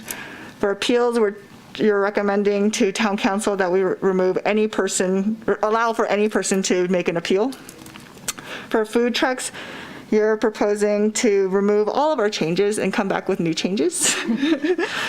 For the plan development, you're proposing to come back and look at that more comprehensively, but to also, at this moment, to remove the two, the lead silver and the 30% Cal Green features and leave everything else the same. Is that correct? And up it to 30%. Would you like to move it up to 30% now, or would you like to wait? I think we should wait until we have that other, yeah. And then, do you want to remove the transit shelter example? Yes. Okay. And then for accessory structures, remove the 150-foot setback requirement. And that's all. 100-foot. Yeah, the distance that accessory dwelling can be from the main residence. That's part of the secondary residential unit that you'll look at in December. Yeah, that was an ADU. Thank you for that clarification. That's it in a nutshell. Do I hear a motion on the floor? I'll make a motion to do all the stuff Yumi said. Second. Roll call vote? Chair Gove, Yes. Vice Chair Tarnay, Yes. Commissioner Freeman, Yes. Commissioner Miller. Yes. Okay, and with that, we're moving on to public hearing, major review, none. So on to number 8, staff reports. No staff reports? No, okay. All right, information items. Yes, so we are, excuse me, looking at the next 2 months of Planning Commission. We've got pretty much full agenda for both nights already. Couple questions on when a particular project may be heard, either October or November. So right now for October, we have your Teichert annual review. That is something that, for those of you that were here last year, you'll remember we're already back to that again. We have an appeal of a director decision for some fencing along Donner Lake. Those are two certainties. We possibly have a development project, but don't quite know yet. Then for November, we have the Crestwood construction project that's out on Industrial Way. And then we have Rayleigh's, they're coming in for some amendments to some signage. And then potentially a project out at Soaring Ranch, but again, not quite sure on that one yet. And then obviously for December, we'll be back with some code changes and potentially some other projects. You do that really fast. Thanks. Do you have any questions? Sorry, ran through everything quickly. So we're keeping you busy for the next several months. Short story. Is there any hint on what that development project that may or may not come in October? Soaring Ranch, project out at Soaring Ranch. We're not sure yet on some of the last steps before that comes back to you. Okay, you had said that under November, so that was the one. It could be October or November, kind of depending where we land on it and kind of where the developer lands on it. Thank you. Thanks, Yana. Okay. And then we're going to commission member reports. Susie, what you been up to? Okay, August 19th, I attended a Zoom meeting about from the Friends of the Library about what they're trying to do with the new library. August 25th, sorry, did I say August? Yeah, August 25th, Town Council watched that. August 26th, I met with Zilka Pfluger to talk about Measure K. August 27th, I toured the TTSA wastewater treatment plant. So fun. You should totally go. And we spent about 4 hours there, which was amazing. Come to find out that, can I say this?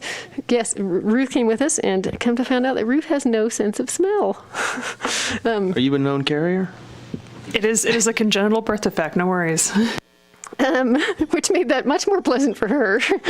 Then went to watched the GPAC meeting after that on August 27th. August 28th, I met with Rolf Godon. He would really like to get some additional public transportation, school orientation, and school pickup September 1st. Let's see.